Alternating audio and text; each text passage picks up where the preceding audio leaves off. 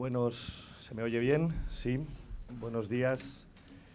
Empezamos segunda jornada de la Universidad de Verano de Podemos. Empezamos con una mesa debate sobre la relación conflictual o no entre populismo y Estado de Derecho, con tres personas, además de mí, de lujo. Jorge Alemán, a mi derecha, uno de los psicoanalistas más importantes del planeta y un escritor y pensador insoslayable, además de prologuista de libros de música magnífico.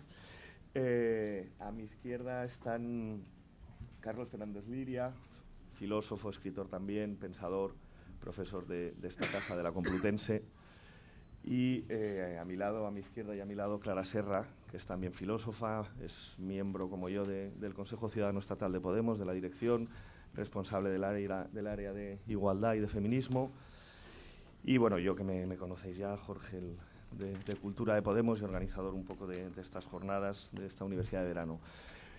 Voy a darle la palabra a los tres ponentes. La idea, la estructura que hemos pensado para esta mesa son una rueda de 3 intervenciones relativamente cortas, de 15 minutos, 10, para situar de manera distinta, en función de la visión de cada uno de los miembros de la mesa, de esa relación conflictiva entre populismo y Estado de Derecho. No sé si recordáis que nuestro secretario de Estado de Cultura, Lasalle, escribió poco tiempo después de las elecciones europeas un artículo diciendo que llegaba el populismo a España, que llegaba la sinrazón, que llegaba a España una pasión que podía llevar al totalitarismo. Eso éramos nosotros, nos llamaba populismo irracional, que podíamos destruir las bases de la modernidad, de la débil modernidad española. Frente a eso contraponía una imagen idílica, racional, ordenada, técnica y pulcramente, que era el Estado de Derecho. Esa fue un poco la razón por la que pensé que sería interesante organizar esta mesa, pero desde luego abordando ese debate desde puntos de vista distintos. Va a arrancar Clara Serra, y después le seguirán Carlos y Jorge. Os dejo con ella. Vale, ¿se me oye? Bueno, buenos días. Yo voy a intentar brevemente, o lo más brevemente posible, si me extiendo me avisáis, explicar por qué me parece un debate imprescindible. Un debate que, si bien es muy teórico, me parece fundamental para saber a dónde vamos y para al final localizar cuáles son las líneas rojas y a la postre saber bien cómo resolver los problemas en realidad al final más urgentes. Voy a intentar explicar una tesis, la digo ya de entrada. Creo que en general la teoría populista, y lo voy a decir muy a brocha gorda, teoría populista, por teoría populista voy a entender la teoría política que Laclau y Mouffe construyen al llevar el concepto de hegemonía al centro de la cuestión. ¿Está muy cerca? Vale.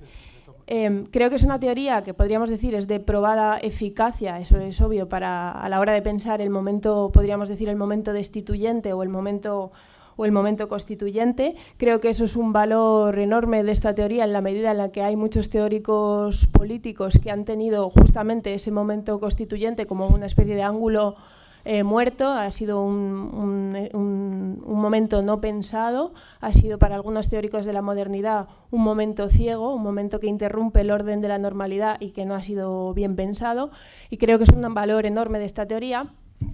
Pero también me gustaría defender la tesis, que creo que quizás es menos capaz, o bueno, esto es lo que creo que deberíamos hablar. Si está menos capacitada, quizás la teoría del populismo, o al menos quizás la de Laclau, la de Mouffe, y lo hablamos luego, para pensar el momento constituido, para pensar, por tanto, en una teoría del derecho y en una teoría del Estado.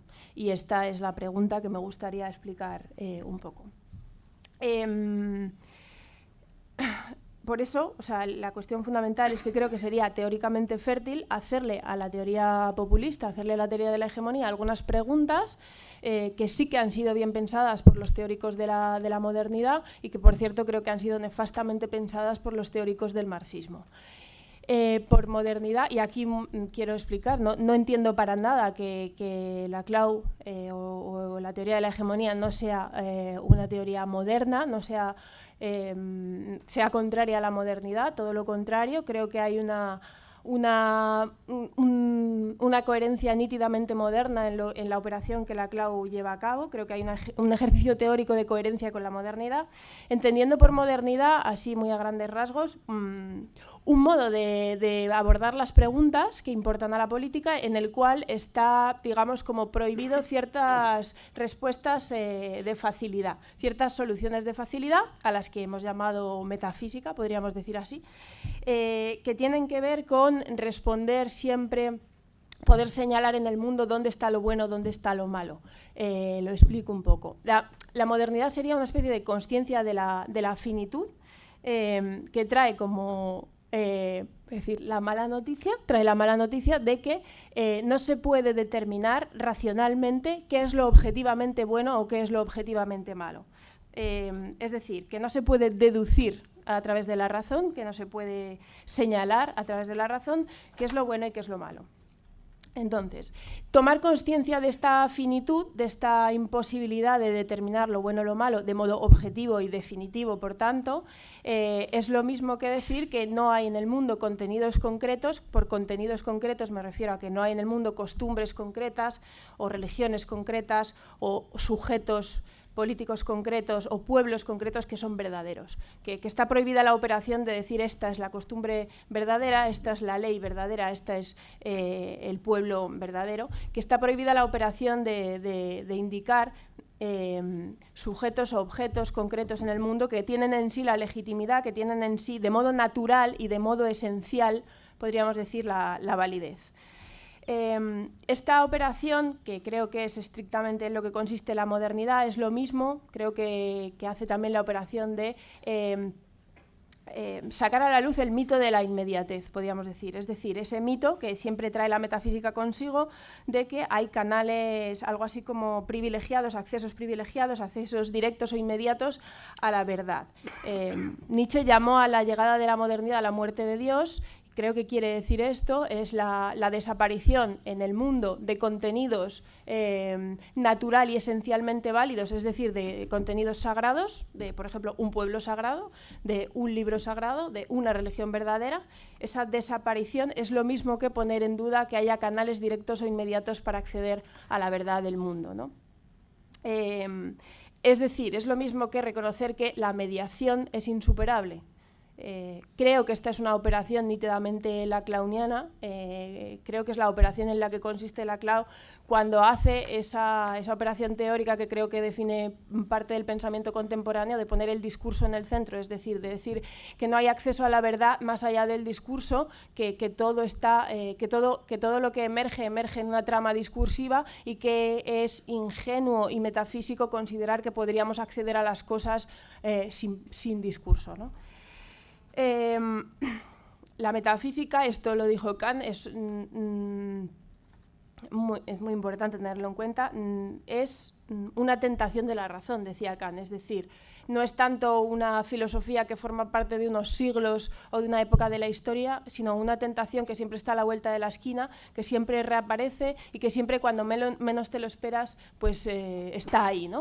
Y que siempre aparece por la puerta de atrás y sin que te des cuenta. Creo que la operación que lleva a cabo la CLAU es exactamente volver a hacer una restitución de la modernidad y en este sentido de la laicidad y de la desacralización del mundo frente a una metafísica marxista que había hecho todo lo que hace la metafísica, que había convertido un sujeto, como es la clase obrera, en el sujeto privilegiado de la historia, en un sujeto que de manera natural y esencial mantenía una conexión inmediata con la totalidad, que en este caso, en términos marxistas, es la historia, pero es lo mismo, es Dios, esa totalidad. Y tan teológico, por supuesto, es afirmar que hay un pueblo elegido por Dios, que hay una clase social elegida por la historia y tiene desde luego las mismas consecuencias teóricas. La consecuencia de cara a cómo pensamos la política es que la tarea de la política para el marxismo consistía en algo así como desvelar una verdad que estaba contenida, que estaba objetivamente contenida, que tenía que ser desvelada, que tenía que ser desplegada en la historia y que convertía desde luego a la clase obrera en ese pedazo sagrado del mundo, podríamos decir, ¿no? ¿Cuál es la operación de la CLAU? Bueno, un desmontaje, diría, una deconstrucción totalmente antimetafísica que vuelve a traer la consciencia de la finitud, que vuelve a decir que no hay verdad originaria detrás de esa construcción, o lo que es lo mismo, que todo es construcción, que todo es articulación, podríamos decir, que todo es construcción, que todo está constituido, que todo es artificial, que todo es contingente y que todo es ficticio y que detrás de las ficciones pues no hay verdades absolutas y objetivas. O como he dicho antes, que todo tiene un carácter discursivo. Establecer esta finitud antimetafísica por la cual haces algo así como imposible que las cosas escapen al discurso, tiene, no obstante, potencias transformadoras, en la medida en la que te haces cargo de que hay una posibilidad performativa en el discurso, ¿no? Que se abren márgenes de acción allí donde todo está construido por el discurso. Creo que, por cierto, y no, desde luego no da tiempo, pero creo que hay otros teóricos que desde esta misma ontología constructivista hacen operaciones de apertura de acciones políticas interesantes, como es Judith Butler, que me parece que hace más bien una operación de deconstrucción de la hegemonía, un poco inversa a la de la CLAU. ¿Por qué inversa? Porque la CLAU es algo así como una vez tomamos consciencia del carácter irremediablemente construido y constituido del orden social, de los sujetos, de las identidades, tomamos conciencia hasta el final y por tanto nos ponemos a la tarea justamente de construir, de articular, de construir sabiendo cuáles son las reglas por las cuales se construyen las cosas y dejando de lado la ingenuidad de pensar que acaso puede haber una voluntad colectiva, una identidad popular que no esté artificialmente constituida o artificialmente construida, ¿no?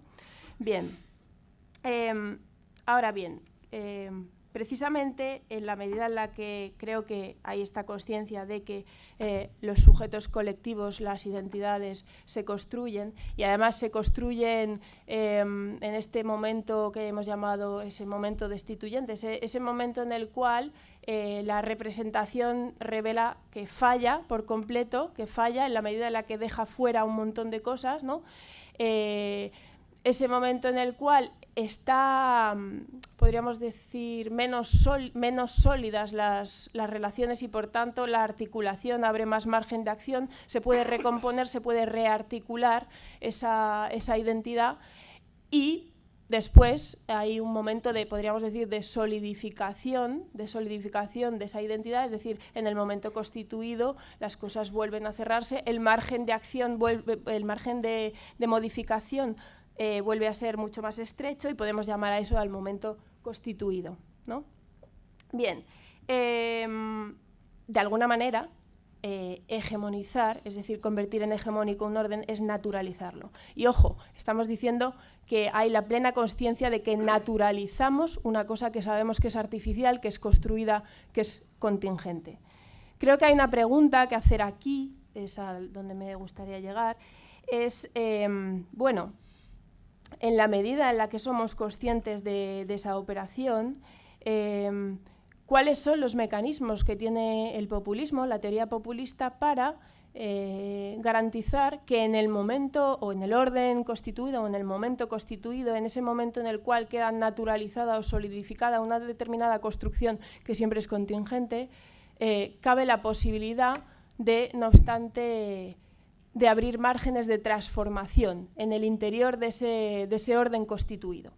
Esta es la pregunta. Es decir, creo que precisamente porque hay una consciencia plena de que no estamos construyendo el orden perfecto y definitivo. Creo que eso forma parte de la metafísica, creo que eso quizás forma parte de la historia mítica del marxismo, pero desde luego no de esta teoría política. Creo que porque sabemos que lo que en cualquier caso siempre se constituye es un orden concreto contingente, y con esto quiero decir que es un orden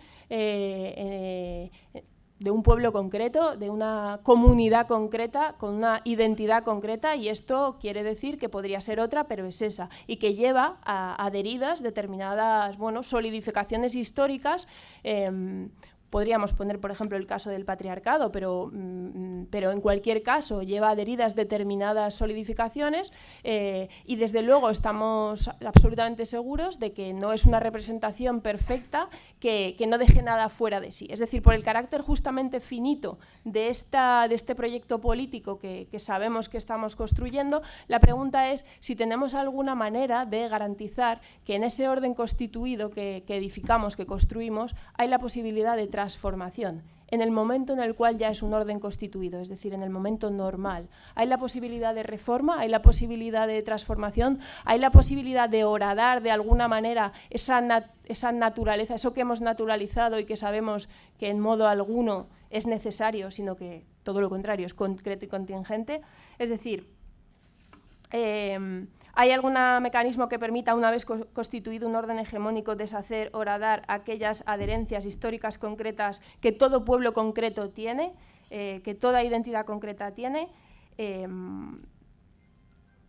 y que creo que podríamos decir que pueden ser opresivas, que pueden ser excluyentes, que ya digo, no me parece del todo descabellado pensar que en cualquier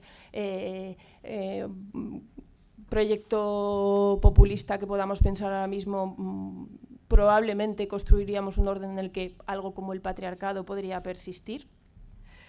Es decir, porque sabemos que no vamos a construir el orden perfecto y definitivo, la pregunta es esta: ¿cómo garantizamos una posibilidad de pluralidad en ese orden?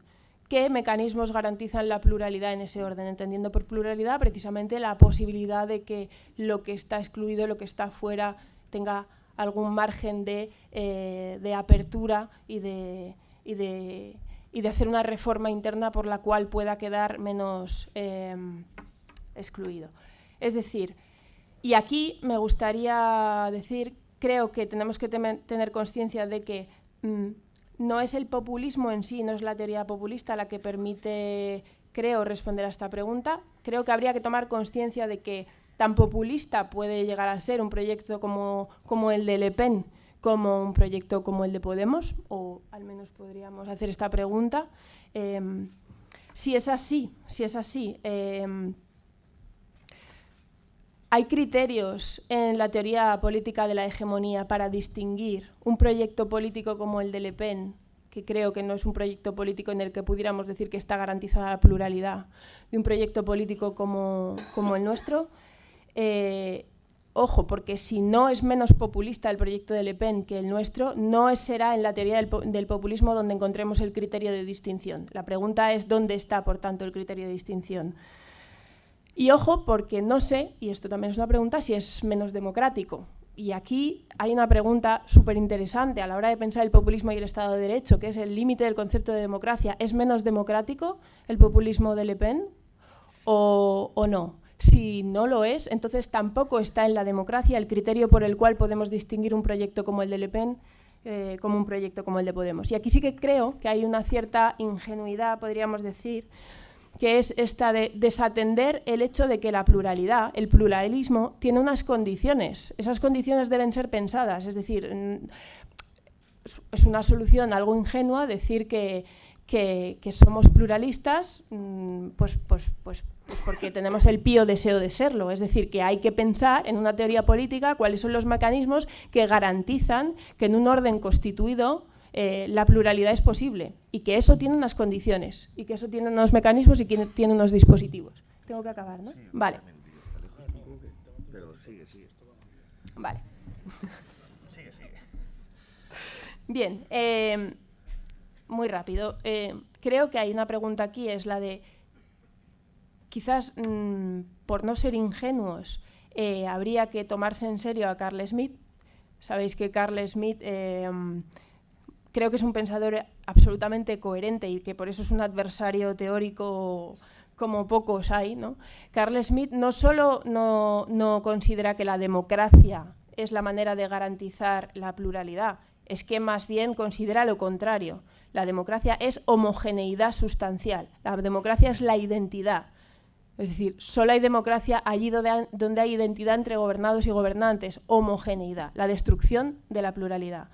Si nos tomamos a Carl Schmitt en serio, y yo creo que deberíamos hacerlo, en la medida en la que es un pensador bastante coherente, creo que no basta contarnos con que somos pluralistas, creo que la noción de democracia pluralista sigue sin estar suficientemente explicada, es decir, esto de distinguir el populismo de izquierdas del populismo de derechas, porque un populismo es pluralista y el otro no, creo que necesita una teoría que explique cuáles son justamente esas condiciones para garantizar la pluralidad.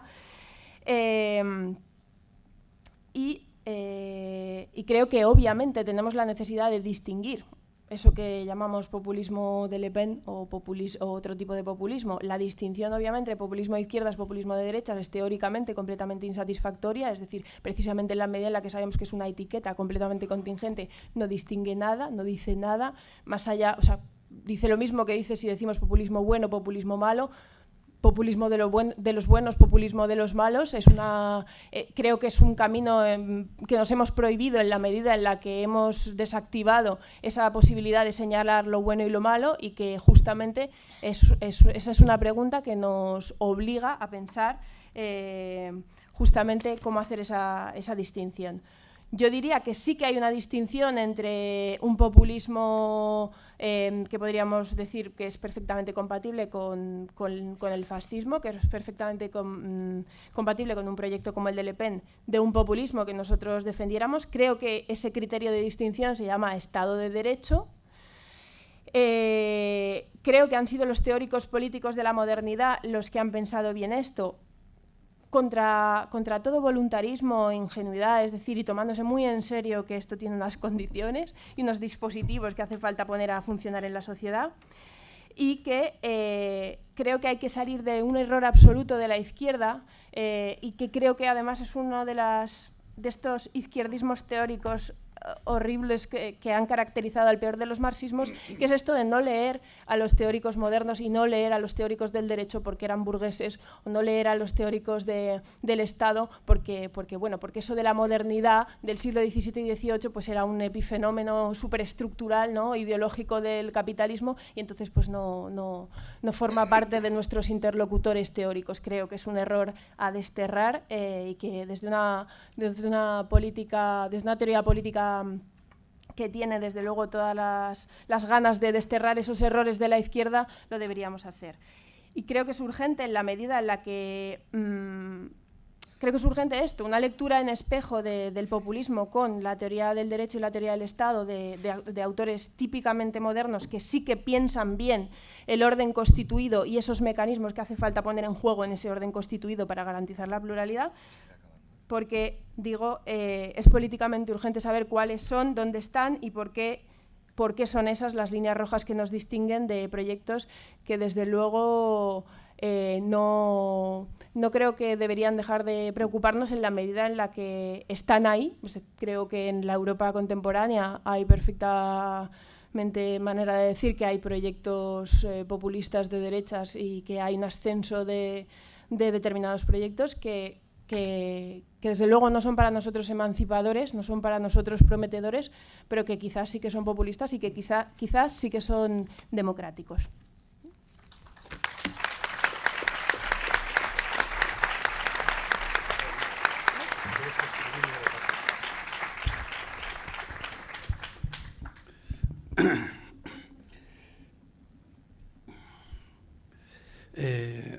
Buenos días.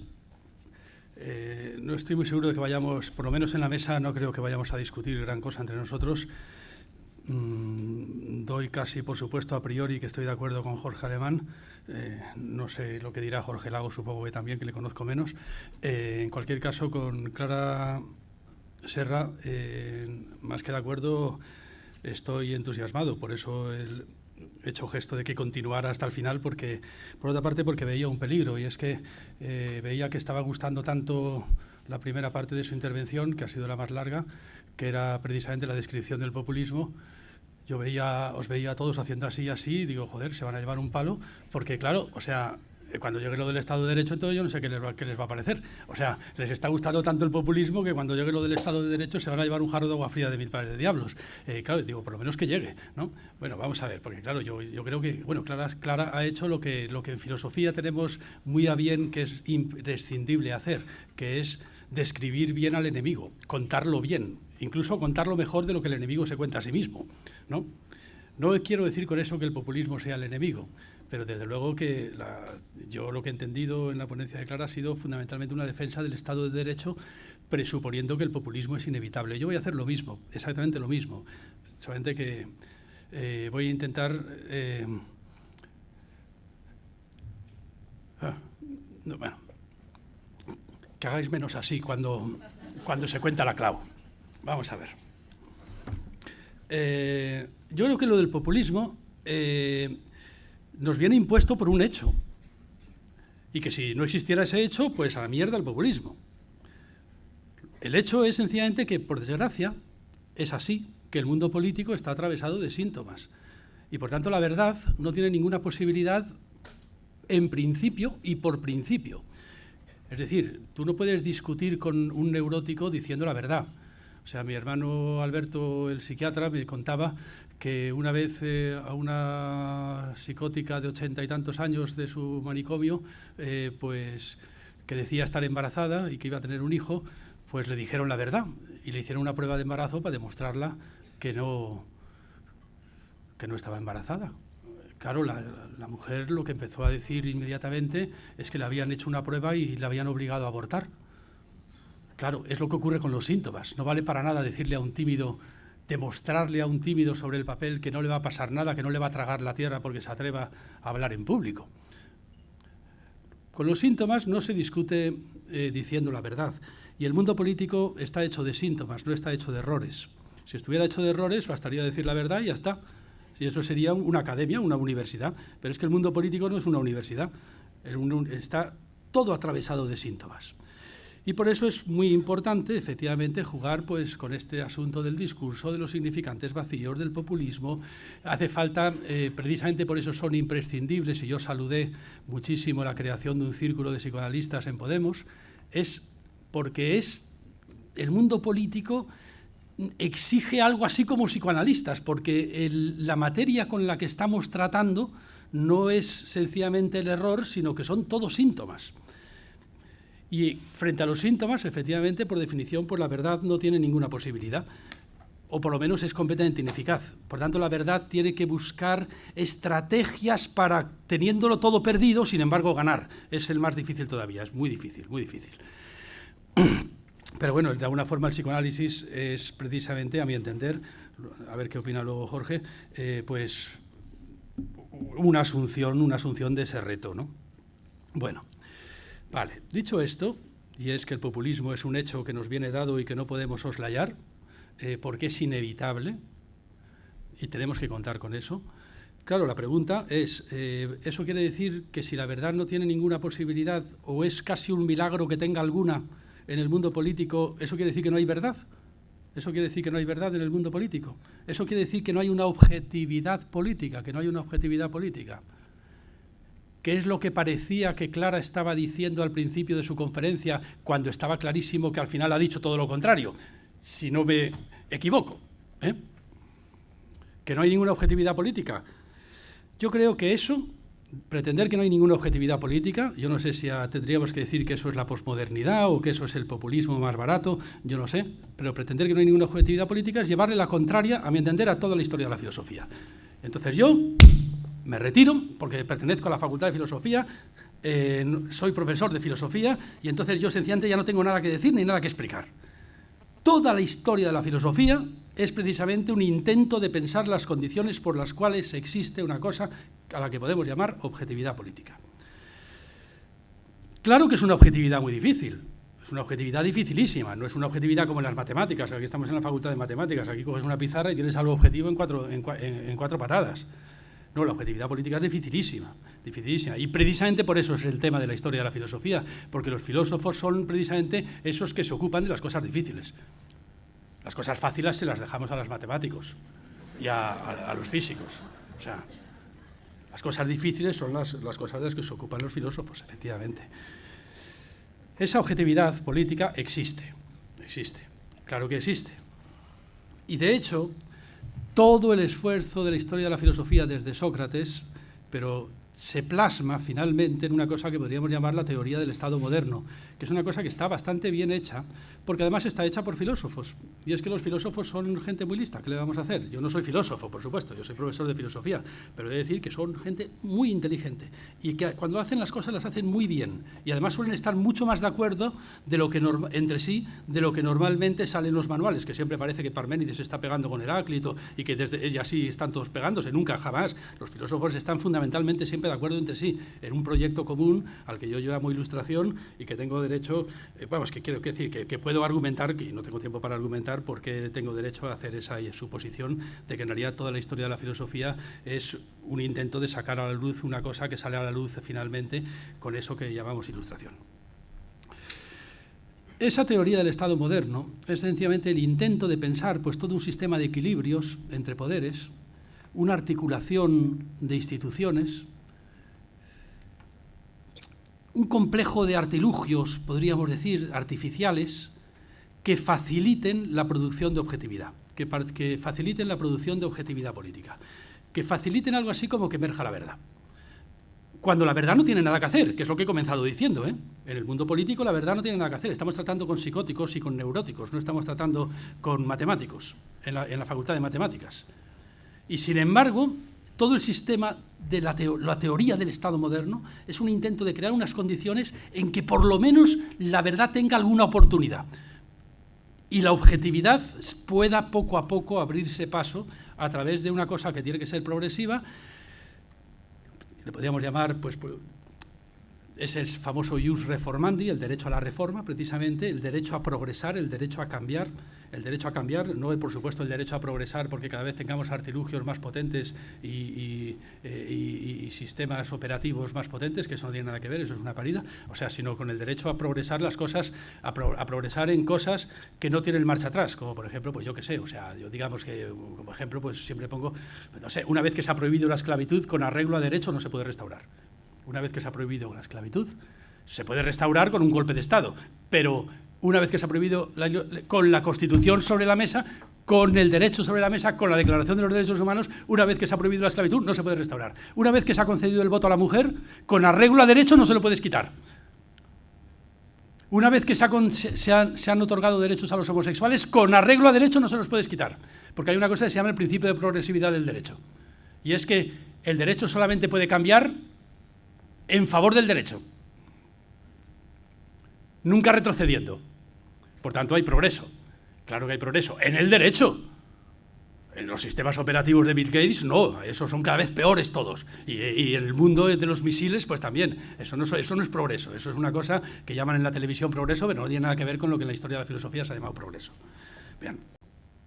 Eso de que la verdad tenga alguna posibilidad en este mundo y de crear instituciones que permitan a la verdad abrirse paso en el mundo, digo que es el proyecto de la modernidad, pues efectivamente yo le resumiría, creo que lo ha resumido Clara así, para mí es el proyecto sencillamente de un Estado de Derecho.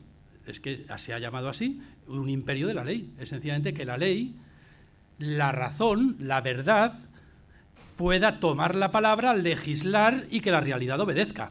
Es decir, una sociedad en Estado de Derecho es lo contrario de un derecho en estado de sociedad.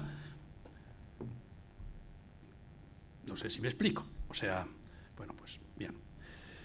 Claro que es un error terrible, por tanto, superar el marxismo con Laclau y cosas parecidas para caer en el mismo error que el marxismo, cosa que no hace Laclau, pero sí hacen muchos laclaunianos por ahí. El mayor error del marxismo fue precisamente su desprecio a la modernidad, su desprecio a la teoría del Estado moderno, porque claro, consideraron que toda la Ilustración no era algo así más que una superestructura del modo de producción capitalista y que por tanto, superado la modernidad capitalista, se superaría la teoría del Estado moderno. Claro, eso es un disparate sin igual, porque eso quiere decir que tú estás regalando a Kant, a Locke, a Rousseau y hasta Sócrates tirando para atrás al enemigo. Y tú te estás quedando con Mao, con Stalin, con el Che Guevara. Joder, no me jodas, o sea, es un cambio nefasto. Nefasto, sales perdiendo. Eso no es una buena repartición de papeles. Entonces, que eso fue un error del marxismo garrafal. Pero claro, ahora decir que vamos a superar el marxismo y precisamente vamos a superar también, como el marxismo, la modernidad, la teoría del Estado moderno, pues es caer en la peor de las trampas. Y además eso lleva efectivamente a un montón de callejones sin salidas, como ha señalado Clara. O sea, porque entonces, ¿cómo distingues entre un populismo de izquierdas y un populismo de derechas? Si todo es relativo, si todo es construido, si todo es discurso y no hay ningún tipo de objetividad política. ¿Cómo distingues entonces entre una izquierda y una derecha? ¿Cómo? Por ejemplo, ¿lo distingues hablando de democracia radical? Pero eso es un error, vamos, eso en la historia de la filosofía es un error que se puede localizar ya desde el primer filósofo de todos. Bueno, llamando primer filósofo a Sócrates, porque de nosotros no sabemos mucho, ¿no? O sea, Sócrates es precisamente la encarnación de la negación de la democracia radical. O sea, Sócrates se enfrenta a la asamblea porque van a juzgar a unos generales en bloque, cuando tienen que juzgarlos según la ley uno por uno. Y la asamblea dice, ya, pero es que hemos votado y así nos ahorramos trabajo. Y dice Sócrates, no, majos, juzgáis a los generales con arreglo a la ley. Y entonces le dicen, es que eres el único que está contra el demos, eres el único que... no sé, todo el mundo... ¿Quién tiene más poder que el demos? Y Sócrates dice, la ley. Si queréis juzgarlos en bloque, y no uno por uno, como obliga la ley, cambiar la ley. ¡Ah, eso es una pérdida de tiempo! Esas pérdidas de tiempo es lo que se llama derecho, precisamente. Esas pérdidas de tiempo. Porque así te lo piensas 2 veces, majo. Así te piensas 2 veces lo que estás haciendo. Y así te piensas que si hoy juzgas a los generales en bloque en lugar de juzgarlos uno por uno, cuando te tengan que juzgar a ti te van a juzgar también en bloque, cabrón. ¿O qué piensas? ¿Que esto va a ser solamente una vez? Y te lo piensas, ¿no? Eso es lo que se llama derecho. Eso es lo que se llama derecho. Desde Sócrates. Y eso quiere decir que la democracia no basta con que sea democrática, ni mucho menos. Porque democracia democrática, eso es Carl Smith, y eso es una fascistada. Y democracia radical, radicalísima, pues puede ser Carl Smith y otra fascistada. Y Carl Smith y otra fascistada más. No. La democracia tiene que estar en estado de derecho, porque tiene que cumplir la ley. Y dice, ¿si quién hace la ley más que la democracia? Ah, sí, pero se hace en 2 tiempos. La democracia cambia la ley y se acoge a la ley. Por tanto, te lo piensas 2 veces. Y ese pensártelo 2 veces es lo que llamamos civilización. Un pueblo que se piensa las cosas 2 veces. Que cuando va a apedrear una adúltera, se lo piensa 2 veces. Un ratito. A ver si realmente tiene derecho a apedrear una adúltera o no, etcétera, etcétera, etcétera. Eso algunos lo llaman cristianismo, en una determinada versión mítica, y otros le llaman ilustración, civilización y progreso. Yo soy de los segundos, claro, ¿no? Voy a terminar enseguida. Hoy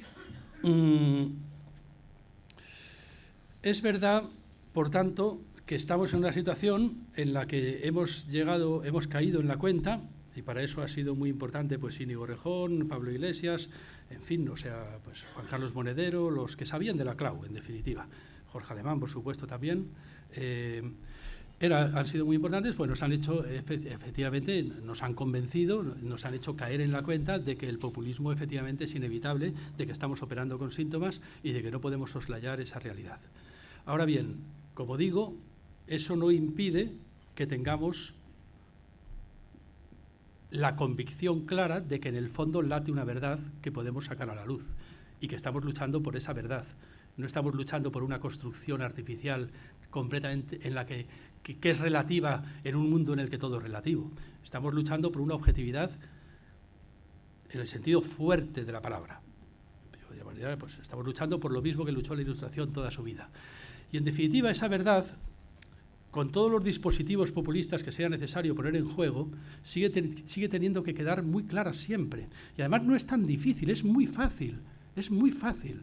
Consiste sencillamente en decir al enemigo, mira, estamos defendiendo exactamente lo que tú defiendes, solamente que nosotros estamos defendiendo que lo que tú defiendes sea verdad. Y basta. Es decir, estamos defendiendo lo mismo que Rajoy, que esto sea un Estado de Derecho. Lo único que pasa es que Rajoy dice que esto es un Estado de Derecho y yo digo que esto no es un Estado de Derecho, que esto es una dictadura de los poderes financieros disfrazado de Estado de Derecho. Pero bueno, es muy sencillo, es muy sencillo. Se coge y se dice al enemigo, estamos defendiendo mira, no estamos pidiendo la luna, no vamos a inventar un hombre nuevo, no vamos a ser maoístas, no vamos a ni siquiera pedir lo imposible como en medio del 68, vamos a pedir que esto sea lo que tú dices que es.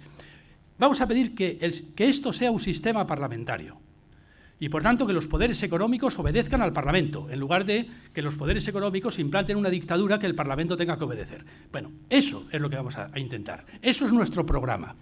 Vamos a intentar una división de poderes, que haya realmente una división de poderes, porque es muy bonito esto de decir, hay división de poderes en España, una mierda hay división de poderes en España. ¿Cómo que hay división de poderes? Es muy bonito esto de dividir el poder político cuando el poder no está en la política, el poder está en la economía. En España lo que habría que dividir es el poder económico, en todo caso, porque claro, el poder político, dividir el poder político que no tiene poder, pues mira, has hecho un pan como unas tortas. O sea, no.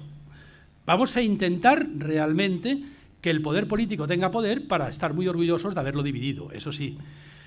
Vamos a defender la libertad de prensa, si no vamos a pedir la luna. Ahora bien, lo que no puede ser es que llamemos libertad de prensa a esta dictadura de 4 oligopolios mediáticos que tenemos encima. Eso no puede ser libertad de prensa. Eso no es libertad de prensa, para empezar, porque dicen, en España no hay censura. ¿Cómo que en España no hay censura? Es que en España no hacen falta las tijeras, porque todos los periodistas a los que habría que censurar están en paro y no encontrarán trabajo en la vida. Sencillamente, aquí la censura en España, que es mucho mayor que en Cuba, vamos a decirlo así, para que se enfade Linda ese o quien sea, ¿no? La censura en España se llama despido, que consiste sencillamente en que si no dices lo que dice el grupo económico que te está pagando, pues te despiden. Eso, y no hace falta que nadie recorte nada, sencillamente al día siguiente estás en la puta calle, pues ya está. Bueno, ya voy a terminar. Vale. Seguida. ¿Qué defendemos? Pues yo defendería que la policía persiga a los delincuentes, como Rajoy. Solamente que yo lo que diría es que la policía tiene que perseguir a los verdaderos delincuentes, que están todos en el Eurogrupo. Pues eso es lo que quiero, que haya una policía que sea capaz de perseguir a los verdaderos delincuentes. Y así sucesivamente, con todo lo demás, con todas las instituciones republicanas. El programa es muy simple. Se trata sencillamente de legislar y procurar crear las condiciones para que la ley se cumpla. Ese es mi programa, por lo menos ese es el programa que yo defendería, y creo que en eso, pues, ¿estamos de acuerdo? Gracias.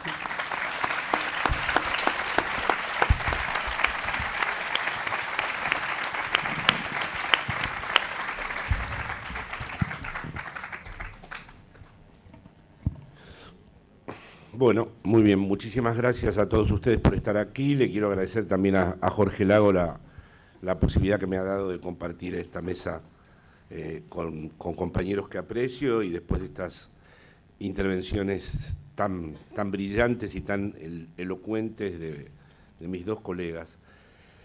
Yo tenía preparada una intervención, pero Jorge me sugirió que hiciéramos una especie de debate, entonces, y dado que mi amigo Carlos dijo que íbamos a estar de acuerdo en todo, voy a tratar de, en honor al debate y para animarnos entre nosotros, no con tanto éxito como Carlos, que arranca los aplausos, voy a intentar desplazar algunos ejes para ver si puede ser fecundo este debate. En primer lugar, me gustaría hacer muy rápido una caracterización de la lógica del capitalismo, porque me parece que viene a propósito, puede ser pertinente esta descripción para lo que estamos debatiendo aquí.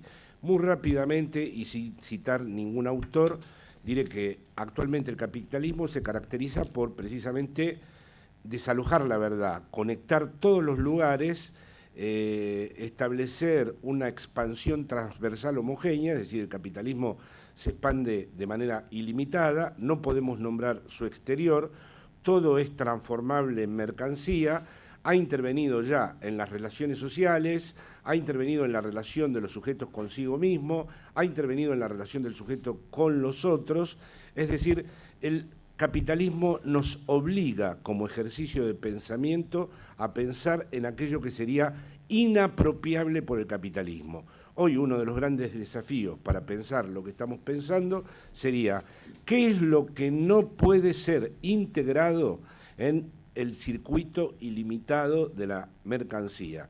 En la capacidad, no olvidemos que el capitalismo ha logrado que incluso sus propias crisis lo potencien. No olvidemos que el capitalismo ha logrado hasta cambiar y metamorfosear a la pobreza. Hoy en día la pobreza, como se ve por ejemplo en Latinoamérica, es consumidora de marcas falsas, de drogas, de armas, de tráficos, etcétera, etcétera. Es decir, la pobreza dejó de ser un menos, como decía antes Marx, caracterizada por la no necesidad de las satisfacciones materiales, y hoy en día uno de los grandes secretos del capitalismo, y por eso el capitalismo no se puede pensar como mera coerción, es que es una suerte de economía de satisfacción y goce también. Así que el capitalismo se expande, destruye la verdad, desaloja toda relación con el sujeto que sea verdaderamente regulable, fabrica un estilo de subjetividad, coach, autoayuda, autoestima, manager, bueno, y todas esas palabras horribles que combinan a los sujetos a volverse empresarios de sí mismos, o endeudados eternos, o víctimas eternas, etcétera, etcétera. Frente a este panorama, bueno, muchísimas gracias. Frente a este panorama, quiero hacer dos precisiones. Abriría un interrogante sobre la naturaleza del Estado de Derecho, es decir, si el Estado de Derecho tenía estas propiedades que Carlos le ha asignado, estas propiedades que la modernidad además desplegó en toda su pertinencia e intensidad, ¿cómo es que el capitalismo ha tenido a la vez la potencia acéfala de presentarse como un dispositivo y como un funcionamiento no susceptible de regulación alguna? Los mecanismos de regulación son meros simulacros. Hoy en día no existe ninguna instancia que regule lo que es la marcha del capitalismo en su formación histórica neoliberal. Entonces, la primera precisión que quiero hacer es que el capitalismo es un poder y no es una hegemonía. Sé que cuando hablamos decimos la hegemonía del capital o la hegemonía neoliberal. Sin embargo, si nos atenemos a la lógica estricta que mis compañeros han desarrollado, cuando hicieron mención de Laclau, yo lo llamo Laclau porque fui amigo de él y conozco su origen francés, evidentemente el capitalismo es una expansión homogénea. Está todo el tiempo llamando a lo nuevo, pero en realidad es siempre el retorno siniestro de lo mismo de la mercancía. Está llamando todo el tiempo a lo diferente para anular todo tipo de diferencias. Mientras que, y aquí surge la cuestión del populismo, la lógica de la hegemonía, la articulación hegemónica, es siempre hija de la heterogeneidad, mientras que el capitalismo es un poder homogéneo. En cambio, la hegemonía, y esto afecta a lo que podamos considerar el Estado de Derecho, está constituida siempre en relación a las brechas, los agujeros, las heterogeneidades, las dislocaciones, es decir, es siempre estructuralmente fallida. No puede haber ninguna articulación hegemónica que sea exitosa desde el punto de vista de una representación exhaustiva de la sociedad. Todo proyecto hegemónico está agujereado, está atravesado por la falla, es radicalmente inestable y, por lo tanto, mantiene siempre su carácter de apuesta. Así que llamo al capitalismo poder y a la hegemonía la distingo del poder y la llamo una lógica, como lo ha explicado Clara, de articulación discursiva. En ese punto voy a hacer una salvedad con respecto a lo mencionado con Marie Le Pen. Marie Le Pen no cumple estas propiedades de la lógica hegemónica porque lo que se juega en Marie Le Pen es una totalidad que debe ser custodiada y garantizada con respecto a un resto exterior que la puede contaminar, que es el extranjero. Así que si vemos todo el proyecto lepeniano, vemos que se trata siempre de establecer en el centro mismo de sus operaciones una identidad nacional, que es la francesa, que la vendría a socavar o perturbar o a contaminar el extranjero. Eso es absolutamente incompatible con la lógica hegemónica que describió Ernesto Laclau. En la lógica hegemónica de Ernesto Laclau, por el contrario, se trata de que las cadenas equivalenciales avancen y que las diferencias no sean jamás sofocadas. Si hay algo interesante y moderno e ilustrado en el proyecto de Ernesto Laclau, es precisamente que su punto de partida es una heterogeneidad que no puede ser jamás ni borrada, ni cancelada, ni superada. Eso es lo que le da ese carácter, como dije antes, de inestabilidad. Por otro lado, en relación a la cuestión del Estado de Derecho, voy a proponerles esta cuestión, ¿no? Una vez que hemos distinguido el poder del capital de lo que es la hegemonía, esta distinción es importante porque suele haber una confusión entre todos nosotros cuando decimos hegemonía del neoliberal, hegemonía populista, como si fuera una relación en espejo. No, en el proyecto hegemónico hay una apuesta distinta de ese orden, que es el que verdaderamente está ejerciendo una potencia desdemocratizadora. Es lo de menos que Rajoy sea verdaderamente alguien fuera de la ley. Es el capitalismo el que está fuera de la ley. Es la estructura del capital la que ha rechazado la verdad, y su marcha y su expansión no es susceptible de ser regulada por ley alguna. Por lo tanto, es un tipo de poder que no funciona de acuerdo a las cláusulas del Estado de Derecho moderno. Esto es muy importante para mí señalarlo. La lógica del capital no es regulable por el Estado de Derecho. Me parece uno de los problemas claves. Mientras que la articulación hegemónica exige todo el tiempo el Estado de Derecho. Por esta razón, y aquí tomo también algunas de las cuestiones que ha planteado Clara y que ha planteado Carlos, me voy a permitir pensar junto con ustedes muy rápidamente y sin citar autores, cómo lo nuevo entra en la historia, cómo el elemento de lo nuevo surge en la historia. Entonces, designo a lo nuevo que surge en la historia con la palabra acto instituyente. La palabra acto instituyente elude otro tipo de términos. Como ustedes ven, no hablo ni de prácticas instituyentes ni de poder instituyente. Ese acto instituyente puede ser, nosotros tuvimos la suerte y el privilegio de haber vivido uno, el 15 de mayo. Un acto instituyente está caracterizado, primero, por estar rodeado por la historia, por estar, vamos a decir, vinculado a un legado histórico, a una herencia simbólica, a distintas tramas sedimentadas institucionales, pero que sin embargo esa historia, esas tramas y esos sedimentos nunca pueden dar cuenta del acto instituyente. El acto instituyente es una ruptura, no es una creación de la nada, surge siempre en un contexto histórico, pero lo interesante es que el contexto histórico no lo puede explicar. Existe una brecha heterogénea. Hay acto instituyente cuando la historia queda en suspenso y no puede dar cuenta de este acto instituyente. No quiere decir que está cancelada la historia, no quiere decir que después no vengan los historiadores y digan, bueno, en fin, hay toda una larga secuencia que nos puede dar cuenta de esto, pero en el acto instituyente siempre hay algo nuevo, algo imprevisto, algo del orden de la dislocación, algo del orden del acontecimiento, que vuelve a ese acto instituyente algo que se caracteriza en particular no por reconocer desde el punto de vista del derecho una costumbre ya afianzada que aún no había sido oficializada institucionalmente, no por llevar a la percepción algo que ya estaba ahí y que ahora se hace visible. No, el acto instituyente como tal funda, inventa, genera significantes nuevos. Y ese acto instituyente está, vamos a decir, protagonizado, es lo que yo denominé, me permito remitirme en un segundo a mis textos, soledad común, porque está constituido por un colectivo de singularidades que no es susceptible ni de ser unificado ni totalizado. Es decir, en un acto instituyente, quienes intervienen es imposible de determinarlo porque es el momento de la soledad común, es el momento de donde las singularidades operan con el común de la lengua.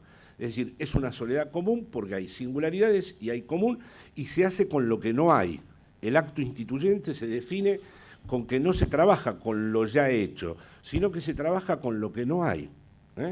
Entonces, en ese aspecto podemos decir que el acto instituyente tiene como cualidades la angustia, porque se hace siempre desde un lugar de desamparo, porque se hace desde un estar arrojados, tiene también como cualidad la certeza. En un acto instituyente siempre hay certeza, porque es verdad que hay que pensar las cosas dos veces, pero hay algunas que si se piensan dos veces no se hacen. Entonces, en el acto instituyente hay certeza y a la vez en el acto instituyente hay anticipación. Anticipación, certeza y angustia son las propiedades de la soledad común en el acto instituyente. Y ese acto instituyente no puede ser derivado causalmente de la historia. Ahora bien, dicho esto, que muestra la heterogeneidad y muestra la brecha, y aquí viene el problema que se planteaban mis colegas con respecto al pluralismo, ¿cuál es el destino del acto instituyente? Es evidente de que su invención misma reclama la institución, es decir, es como en el encuentro amoroso. Hay encuentro, pero sin la aventura de la permanencia, de ese encuentro no vamos a saber nunca nada. Del mismo modo, en el acto instituyente está en juego siempre el proyecto institucional que lo va a acoger. Y la institución está hecha de tal manera como para olvidar el acto instituyente. En la institución aparece la burocracia, la razón inerte, las jerarquías, las pertenencias históricas, las tramas simbólicas que ya vinieron determinando todo. Por lo tanto, hay una tensión, volvemos a encontrar de nuevo la heterogeneidad irreductible entre el acto instituyente y la institución que lo acoge. En ese sentido, llamo práctica militante al proyecto que queda concernido por esta cuestión. Una institución no puede estar identificada al acto instituyente, porque el acto instituyente no pertenece a nadie, es de soledad común. No podría haber jamás una institución, no podría jamás ser representado directamente. No hay ningún sujeto que se pueda adueñar del acto instituyente. Pero a la vez, la institución no puede clausurar nunca del todo el acto instituyente desde donde tomó su lugar. Por lo tanto, entiendo por práctica militante ese modo de sostener la tensión permanente, irreductible, lo que lleva a que nuestros proyectos a veces estén siempre a punto de naufragar, entre el acto que nos ha instituido y las instituciones que nos tenemos que atrever a inventar a partir de ese acto instituyente. Bueno, no he dado muchas referencias al presente, pero estoy seguro que con la imaginación de todos ustedes van a saber de qué estuve hablando. Muchísimas gracias.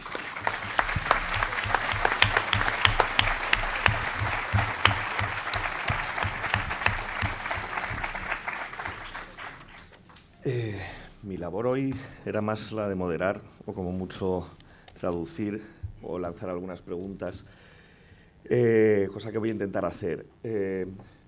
Yo creo que hay un acuerdo de fondo y hay un desacuerdo de fondo con lo que han planteado Carlos y Clara. Creo que es irrebatible que la ley es irreversible, que genera progresividad, que el Estado de Derecho como forma es innegable.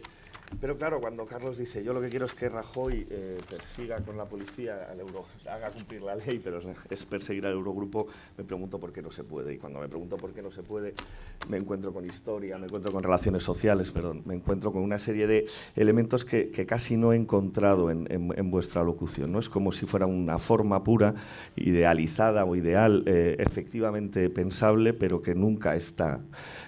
Os oía, y por generar un poco de debate, me acordaba de todas esas discusiones que he tenido con economistas neoliberales, neoclásicos, que piensan el mercado perfecto, y cualquier desviación del mercado perfecto no es más que una molestia de lo real, de lo social, de las relaciones de fuerza, de lo concreto, de los pueblos haciendo cosas, pero que realmente el modelo funciona. El problema es que el modelo nunca funciona, ¿no?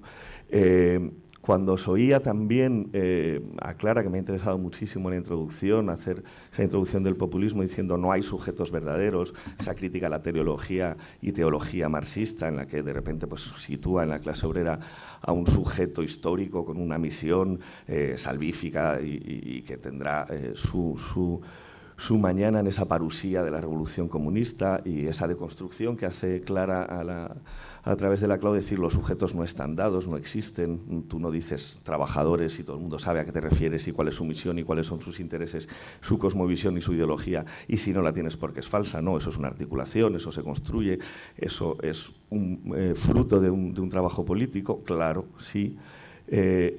Y sin embargo, una vez que dices eso y os lanzáis al Estado de Derecho, lo que veo no es que hayáis deconstruido la figura teleológica del marxismo para decir esto se construye, sino que ha desaparecido el sujeto. No hay. Es decir, ¿quién está detrás de las leyes, de unas u otras? ¿Quién está detrás de esa construcción, de esa institucionalización de actos instituyentes? Son sujetos.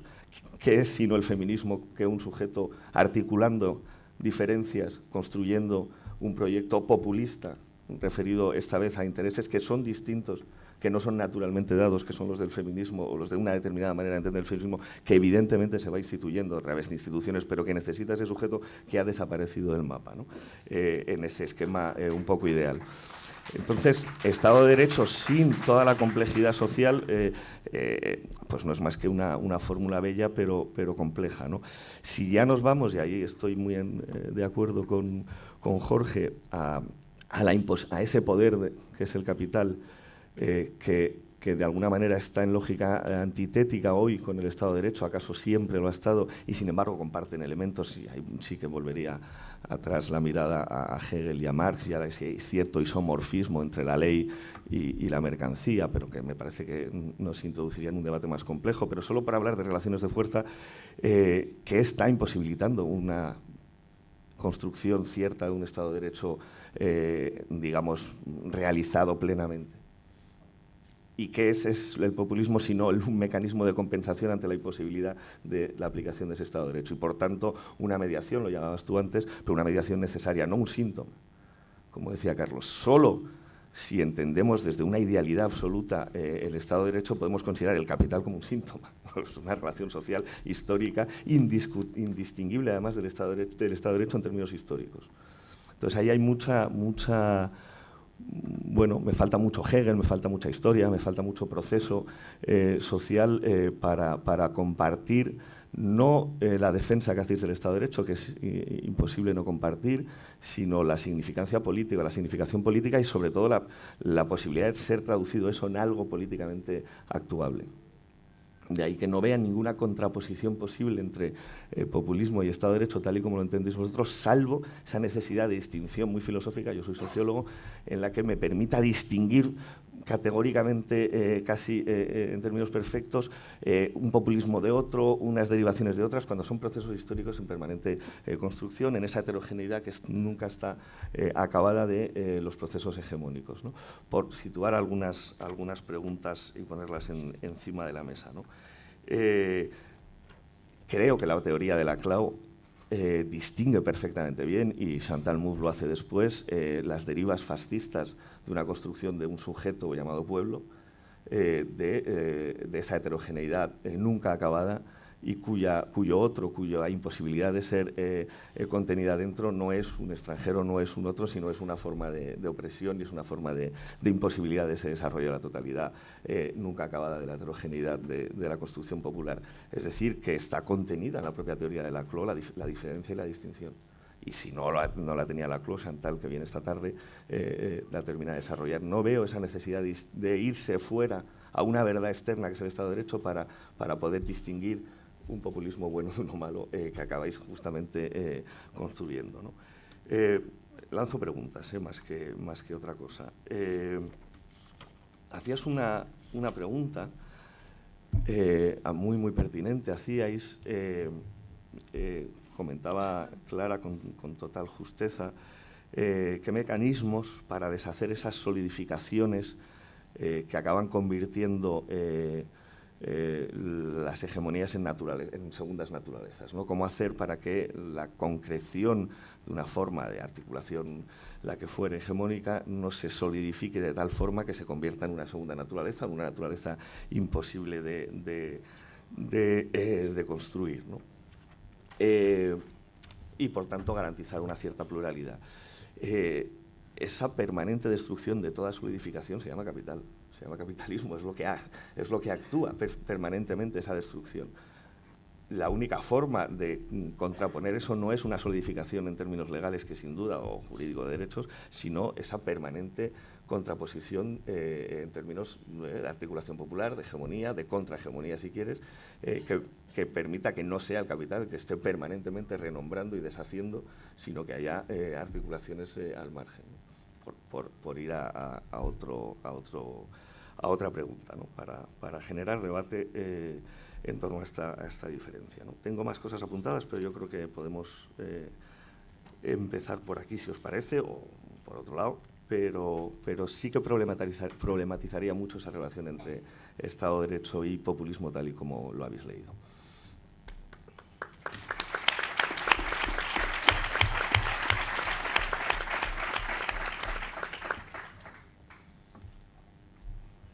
Abrimos un debate, no, hombre, abriría un debate entre nosotros y luego damos la palabra, si os parece.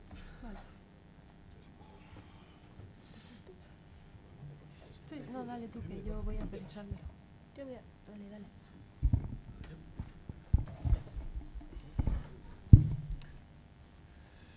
Bueno, pues entonces casi tengo más en la cabeza la última intervención de Jorge Lago, por tanto.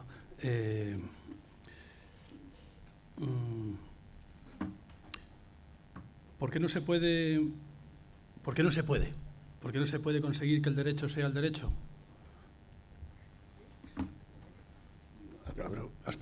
Eso has preguntado. ¿Por qué no se puede conseguir que el derecho... Y que no hemos hablado de eso, pero ¿cómo no vamos a hablar de eso? Es decir, ¿por qué no se pudo conseguir que el derecho fuera el derecho en el momento de constitución de la edad contemporánea a partir fundamentalmente de un símbolo llamado Revolución Francesa? Pues sencillamente por una cosa que se llamó capitalismo. Yo eso lo tengo totalmente claro. O sea, pero totalmente claro. Es que siempre he sido... Yo soy un marxista genético. O sea, nunca dejaré de ser marxista. Creo que ya no me da tiempo. O sea, lo soy desde pequeñito. O sea, lo tengo totalmente claro. Lo único que se equivocó el marxismo con respecto a la Revolución Francesa, que fue un error de bulto, desde luego, gordo, menos mal que Domènech y el grupo de Sin Permiso de Sacristán y tal, ahí en Barcelona han puesto las cosas en su sitio, fue en decir que la Revolución Francesa fue una revolución burguesa. Tiene toda la razón Domènech. Lo único que la Revolución Francesa tuvo de burguesa fue la contrarrevolución. La Revolución Francesa no fue una revolución burguesa. La burguesía enterró la Revolución Francesa mediante un golpe de Estado girondino y después pues, mediante el consistorio y después ya no digamos ya con el imperio napoleónico. O sea, la burguesía enterró la Ilustración, la enterró. Y eso está perfectamente demostrado, pues, por ejemplo, por Antonio Domènech y Florence Gautier, en todas partes, pero vamos, Antonio Domènech en el Eclipse de la Fraternidad y Florence Gautier, toda ella consiste en demostrar eso todo el rato. Es decir, que yo lo tengo muy claro. O sea, el Estado de Derecho no ha podido ser el Estado de Derecho porque existió una cosa llamada capitalismo al mismo tiempo, que impidió por completo que el Estado de Derecho fuera realmente lo que tenía que ser. Entonces, ¿qué problema tenemos? Pues que para conseguir ser... Bueno, lo voy a decir con una... No es una broma. Que para conseguir ser socialdemócratas tenemos que ser comunistas, vamos a decirlo así. Que para conseguir ser socialdemócratas, que es lo que mola, porque eso de ser comunista a mí no me gusta nada, porque me recuerda a Corea del Norte y a unos experimentos maoístas que nunca me gustaron nada y tal y cual, y luego además, y si me lo cuentan los de Toni Negri, entonces es todavía peor, porque entonces me veo compartiendo las zapatillas en no sé qué comunidad de franciscanos con el hermano Sol y la hermana Luna, ¿no? Eso, a mí eso no me gusta. A mí lo que me gusta es la socialdemocracia, eso lo tengo totalmente claro. Hay, como dice Jorge Alemán, siempre ciertas malas noticias en juego. Y la mala noticia, que nos la trajo Marx, Freud nos trajo otras todavía peores. Pero la mala noticia nos trajo Marx es que, mira, eso de la socialdemocracia, que es lo que mola, mientras haya capitalismo es imposible. Y la prueba es que la burguesía ha enterrado la Revolución Francesa. Y por tanto, mira, para ser socialdemócratas no tenemos más remedio que ser radicalmente anticapitalistas. Y eso sí que es muy difícil, porque el capitalismo es muy poderoso. Y además el capitalismo efectivamente no entra dentro de algo que podamos llamar salud, ni siquiera neurosis. Bueno, teniendo en cuenta la neurosis es una forma de salud. Es algo psicótico, es quizás un poco lo que quieres decir, que el capitalismo no hay hegemonía capitalista porque la hegemonía siempre tiene algo de salud. Está anclada en síntomas, sin duda alguna, pero bueno, es que el capitalismo es psicótico. Es que para él todo es posible, para él no hay ley, no hay derecho, es todo lo contrario de un Estado de derecho, efectivamente. Entonces, claro, mientras haya capitalismo, el Estado... Lacan le asigna al discurso capitalista la forclusión, que es el mecanismo de la psicosis. Exacto, ¿lo ves? Si es que yo me lo invento todo bien. O sea, me lo invento porque... Lo que te digo. Dice... Que repita lo que ha dicho Jorge. Jorge, repítelo. No, le digo a Carlos, él dice que se lo inventa, pero llevamos años hablando. Le digo a Carlos que en una de las elaboraciones del psicoanalista Jacques Lacan, cuando él plantea la estructura del discurso capitalista, le asigna un mecanismo que él denomina forclusión, que es distinto del de la represión, que es el mecanismo propio de la psicosis, es decir, por eso no hay verdad, por eso no hay síntomas que se puedan descifrar, y por eso, finalmente para acá, en el discurso capitalista, la imposibilidad y el amor están rechazadas, porque tiende todo hacia la homogeneización, hacia una totalidad homogeneizante. Bueno. Sí, perfecto. No se podía explicar mejor, es lo que quería decir, efectivamente. Y me queda solamente una cosita con respecto a las preguntas que muy bien ha planteado Jorge Lago. Lo del sujeto, el sujeto revolucionario, porque claro, si estamos defendiendo el Estado de Derecho, ¿quién está detrás de las leyes? Bueno, eso sí, eso toda la historia de la filosofía lo ha reflexionado desde el primer momento. Los jacobinos, claro, la razón, los jacobinos tomaron el lema jacobino por antonomasia lo tomaron remitiéndolo a Sócrates y Platón. Ese es el lema famoso que dice que no gobiernen los hombres, que gobiernen las leyes. Eso es lo que llamamos Estado de Derecho. Que no haya ningún hombre ocupando el lugar de la ley. Por ejemplo, un rey es una persona que siempre está, por definición, ocupando el lugar de la ley. Y entonces, por eso se inventó la guillotina. Cualquiera que ocupe el lugar de la ley, inmediatamente fuera la cabeza. Bueno, pues... Efectivamente, se cortaron la cabeza al rey por eso, porque ocupaba el lugar de la ley. Pero es que eso está en Sócrates, eso está en Platón. En las leyes hay una frase de Platón, que ya de tanto repetirla me la sé de memoria, que dice algo así, quien ocupe el lugar de las leyes debe de ser considerado el mayor enemigo de la ciudad y ser condenado a muerte de inmediato. Eso fue recogido en la Revolución Francesa, en la Constitución jacobina, diciendo quien usurpe el lugar de la soberanía sea de inmediato ajusticiado por los hombres libres. Inmediato quiere decir sin juicio, porque no da tiempo a juzgarle. Si ocupa el lugar de las leyes, sin juicio. Hay que matarle sin juicio. Rápido. Pues Pinochet es un rey, es alguien que está ocupando el lugar de las leyes. Por lo tanto, ¿quién es el sujeto de las leyes? Nadie. Nadie, por supuesto. Tiene que ser nadie. Tiene que ser... la razón tiene que ser, bueno, pues esto que parece una paradoja fue pensado por toda la teoría del Estado moderno, un sistema de contrapoderes, un sistema de compensaciones, un sistema, dividir el poder, por ejemplo, para que el poder no esté en manos de nadie, que quien gobierna no puede hacer la ley, que quien haga la ley no pueda gobernar, que quien hace la ley y gobierna no pueda juzgar, que quien juzga no pueda gobernar. Bueno, eso se trata sencillamente de que nadie tiene derecho a ocupar el lugar de la ley. Si el gobierno ocupa de pronto el Parlamento, está dando un golpe de Estado. Si el gobierno ocupa el lugar de los jueces, está dando un golpe de Estado. Es decir, que bueno, que parece una fórmula muy rara esto de decir que gobierne la razón, ya están los filósofos. No, pero que si no hace falta ser filósofos, y eso lo dice también Rajoy, o sea, eso lo dice todo el mundo. O sea, lo que pasa es que hay que pensar lo que se está diciendo, hay que pensar lo que se está diciendo. Y claro, lo que no sé es si Rajoy lo piensa, pero hay que pensarlo, que nadie ocupe el lugar de la ley quiere decir, para empezar, que la división de poderes es insoslayable. Y por tanto, hay que tener muy claro dónde está el poder y que el poder está dividido. Y por supuesto lo que no vale es decir, hemos dividido el poder político y por tanto hay división de poderes. Sí, claro, y mientras tanto, es verdad, no tienes un rey. Bueno, y encima también tienes un rey, joder, que es que también, es que nosotros lo tenemos todo, ¿no? Pero es verdad que ya no tienes un rey, porque esto es una democracia, una monarquía constitucional. Pero, coño, tienes a todos los poderes económicos ocupando el Parlamento todo el rato. Entonces, la guillotina tiene que funcionar en ese sentido. O sea, ¿qué cabezas hay que cortar para desalojar a quien está ocupando el lugar de las leyes? ¿Quién está ocupando el lugar de las leyes? Joder, pues pensemos en Grecia. No sé, si es que lo que dijo Varoufakis, qué bien dicho, lo que dijo Varoufakis en el Eurogrupo. Pero entonces, lo que me estáis diciendo es que los países endeudados no deberíamos de convocar elecciones. Silencio por respuesta. Claro. Ya termino. Sí, muchas gracias.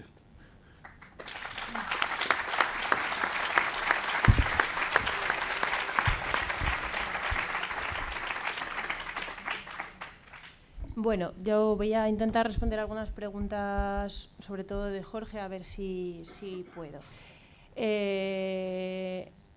Vamos a ver qué quiere decir eso de estar de acuerdo en el Estado de Derecho. No entiendo muy bien en qué sentido estamos de acuerdo, si a la vez entendemos que estamos diciendo algo así como Estado de Derecho en el vacío desde la nada, o algo así como una idea abstracta del Estado de Derecho, independientemente de que se dé siempre en sociedades concretas e históricas, como yo creía que yo quería decir. O sea, yo es desde luego lo que he pretendido decir.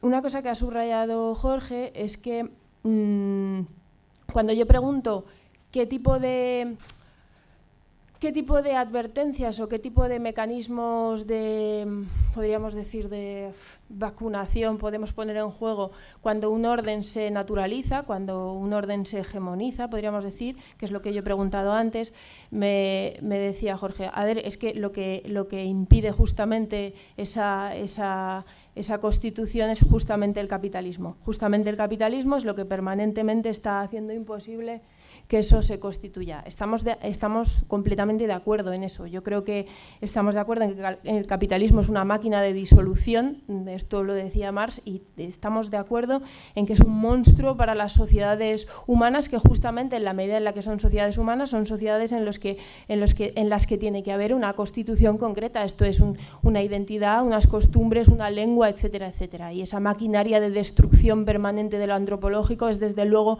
nuestro enemigo, y en eso estamos completamente de acuerdo. Ahora bien, y estoy también completamente de acuerdo en que el populismo, como ha dicho Jorge, es una herramienta absolutamente necesaria precisamente para detener un mecanismo que lo que está haciendo es imposibilitar esa constitución sin la cual, es decir, sin una sociedad, sin una identidad, sin un sujeto colectivo, ni derecho, ni ley, ni nada. O sea, porque no tenemos nada. Y estamos completamente de acuerdo en la necesidad de eso, y en la necesidad de eso frente al capitalismo. Y digo que creo que es imprescindible que el populismo haya puesto esto tan de relieve. Eso es, creo, nuestro acuerdo, y ese es nuestro enemigo común. Pero creo que es bastante ingenuo pensar que nuestro único problema es el capitalismo, o que nuestro único obstáculo para la emancipación es el capitalismo. Es decir, y no diría que lo que se naturaliza cuando se naturaliza un orden es la ley. Lo que diría, y es lo que ha dicho Jorge, y es lo que yo he intentado decir, es que lo que se naturaliza es siempre una identidad concreta, porque no somos ingenuos. Lo que se constituye, ese sujeto que emerge como en la construcción populista, es una identidad concreta, es una identidad contingente en ese sentido, es una entre otras. Y creo que no necesitamos pensar en un proyecto como el de Le Pen, que quizás, como en la medida en la que podemos caricaturizarlo, no nos interpela. No hace falta pensar en un proyecto como el de Le Pen, con un discurso racista, para considerar que precisamente porque toda representación es fallida, estamos naturalizando o estamos hegemonizando un orden que nunca podríamos entender como la sociedad perfecta, la sociedad completa, la sociedad donde se cierran todas las brechas, donde se cierran todas los vacíos. No, estamos justamente diciendo, y precisamente por ser conscientes de esa ingenuidad de la que queremos salir, que todo orden que se constituye es imperfecto. Es imperfecto. No solo, digo, aquí el enemigo es el capitalismo, se pueden construir sociedades que sean perfectamente sociedades, que tengan identidad y que tengan voluntad colectiva y que sean sociedades misóginas, pueden ser sociedades racistas y son perfectamente sociedades. Y aquí el problema, nuestro problema no es el capitalismo, porque no es el único problema al que nos enfrentamos. Son comunidades, y recuerdo un excelente artículo de Jorge Lago cuando decía la comunidad, si no mata, desde luego asfixia. Precisamente porque todas las comunidades asfixian, y creo que es muy importante tener esto en la cabeza, hay cuestiones como la heteronormatividad que asfixia. Y el problema aquí no es el capitalismo, me parece imprescindible distinguirlo. Dado justamente que nosotros no nos contamos cuentos, porque no nos contamos el cuento del marxismo de que vamos a construir la sociedad perfecta donde todos los conflictos y las luchas se cierran, justo porque nos hemos prohibido eso, sabemos que aunque no seamos Le Pen, podríamos siempre estar solidificando o naturalizando determinadas comunidades concretas que desde luego pueden resultar opresivas. Creo que las mujeres y las feministas de esto pues sabemos bastante. Y en ese sentido, lo que yo pregunto es, ¿existe dentro del interior de esa comunidad, como dice Jorge? Sí, es una comunidad concreta, si es que yo no hablo del derecho en abstracto, en el vacío, no, lo que pongo de relieve es justo que siempre se pone en juego o no el derecho en una comunidad concreta y que esto es fundamental. Entonces, pregunto, ¿hay en una constitución, en un orden ya constituido, mecanismos en el interior de esa sociedad ya solidificada, de ese momento ya no constituyente sino constituido, mecanismos para garantizar la heterogeneidad o la pluralidad? Que ya sé, por supuesto, que siempre está ahí, lo dice Jorge, ¿no? Y ya sé que emerge sobre todo en el momento excepcional, ya sé que la heterogeneidad se revela en ese momento excepcional, pero estamos diciendo que queda ocultada, que queda naturalizado, que queda suturado de alguna manera, aunque sea artificialmente, y por tanto lo que me interesa es si en ese momento en el cual las cosas se solidifican, hay sin embargo posibilidades de garantizar la pluralidad, garantizar la heterogeneidad y yo creo que esto es garantizar la posibilidad de reformar en el interior de ese sistema determinadas cosas que creo que estamos de acuerdo que siempre vienen aparejadas con toda comunidad. Esa es la pregunta. ¿Podemos reformar una sociedad concreta desde una sociedad concreta? Esta creo que es la cuestión. Y lo dejo aquí.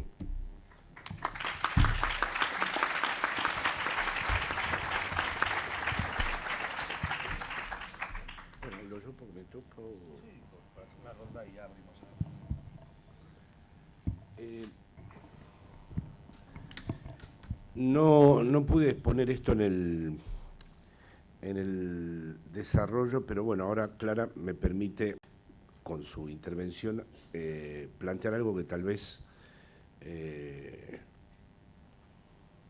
al menos pueda situar como problema teórico, aunque evidentemente no haya una respuesta definitiva a esta pregunta que hace Clara, que es importantísima, ¿no? Según mi modo de ver, el pensamiento, lo que llamamos pensar, tiende, perdón que use un neologismo, a paratodear, es decir, a pensar en términos de totalidades y excepciones. Es lo que Lacan llama una lógica masculina, es decir, la tendencia a caracterizar a la realidad como una totalidad, y a la vez la totalidad es insostenible sin algún exterior que le haga de excepción. Es decir, siempre que vemos una totalidad manifestada, rápidamente podemos reconocer cuál es el elemento excepcional que ha quedado afuera y que a la vez le permite a la totalidad constituirse en su límite. bueno, es como una especie de ley maldita y de hierro del pensamiento, esta tendencia a la totalidad y la excepción, que es la que finalmente bloquea los proyectos transformadores y emancipatorios. Lo que tiene de interesante el acto instituyente y su emergencia como tal, cuando traté de asignarle las propiedades de que no es una creación de la nada, ni una fabricación técnica, ni surge de la propia historia normativa, es decir, no es que las normas y las costumbres de la sociedad dan lugar al acto instituyente, sino que es precisamente el efecto de esta brecha, el efecto de esta heterogeneidad, es precisamente que lo que la está esperando es una institución que paratodea, que está regida por la lógica del todo y la excepción. Entonces, aquí la cuestión sería pensar el proyecto hegemónico, la articulación hegemónica, la articulación populista desde una lógica femenina, desde una lógica del no todo, diría Lacan, es decir, algo que trate de no caer en esta encrucijada de la totalidad y la excepción que la sostiene. Es decir, esa es una cuestión que evidentemente por ahora solo se visualiza teóricamente, pero en ese aspecto, dada mi procedencia marxista, yo siempre pienso que primero es muy importante lo que podamos establecer teóricamente antes de verdaderamente orientar nuestras prácticas. Por eso yo creo que está todo en ciernes, recién comienza la aventura del populismo, como lo explicó Clara, es un intento de volver a Marx sin la metafísica de Marx. Es un intento de pensar las lógicas emancipatorias sin las leyes metafísicas teleológicas de la historia que Marx había asignado. Pero también es el intento de pensar el colectivo o lo común desde una lógica distinta a la de la totalidad y de la excepción, es decir, desde la lógica masculina.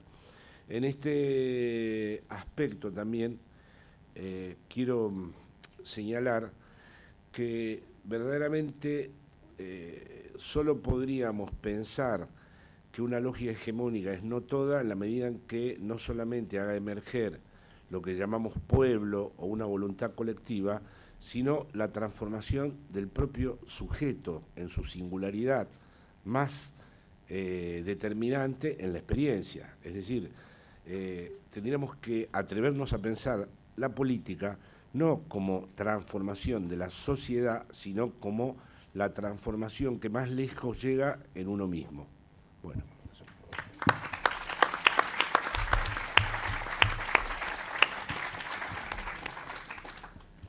Me ha sorprendido, y sé que ha sido una ironía o un comentario, pero ese momento en el que Carlos comentaba que...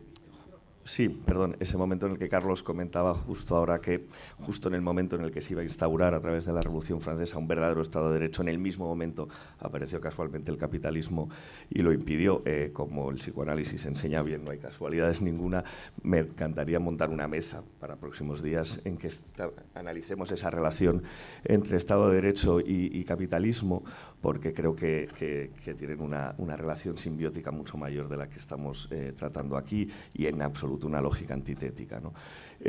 Dicho esto, me parecería necesario y sano que abramos una rueda de intervenciones de vosotras y de vosotros. Va a ser casi imposible, por lo que estoy viendo, que todas y todos intervengáis.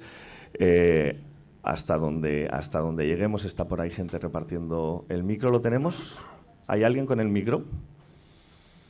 Sí, está por ahí. Pues si podéis ir repartiendo, os pido para que cuanto más sintéticos seáis, más posibilidades tendremos todas y todos de intervenir. Hacemos una primera rueda de 5 o 6 intervenciones.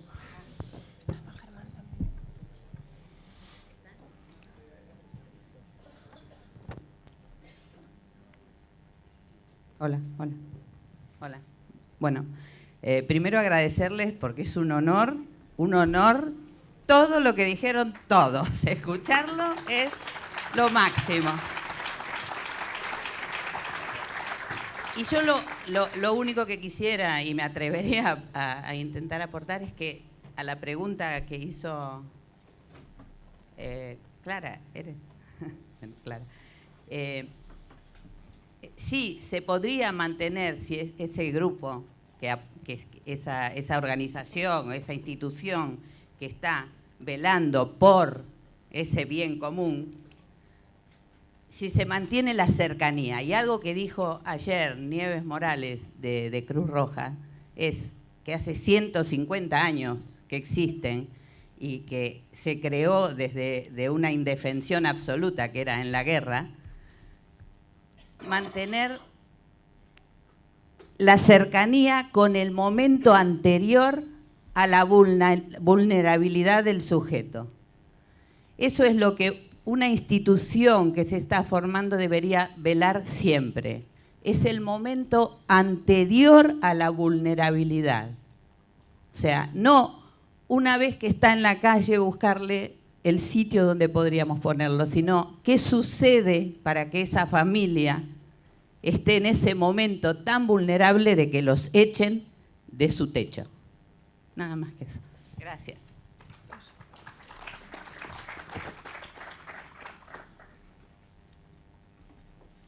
Aquí había... Hola, buen día. Buen día. Simplemente quería agradecer a Jorge Alemán su trabajo en la transmisión del psicoanálisis y mandarle saludos de Miguel Óscar Menaza, mi padre. Gracias.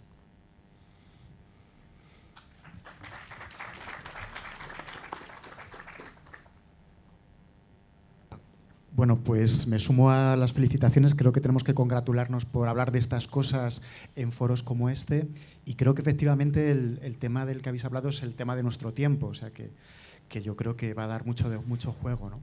Me parece muy importante que hayáis planteado la cuestión desde el horizonte de la modernidad y haber visto a Laclau justamente como un representante de esta tradición. Me parece que es un punto de inflexión respecto a otras interpretaciones.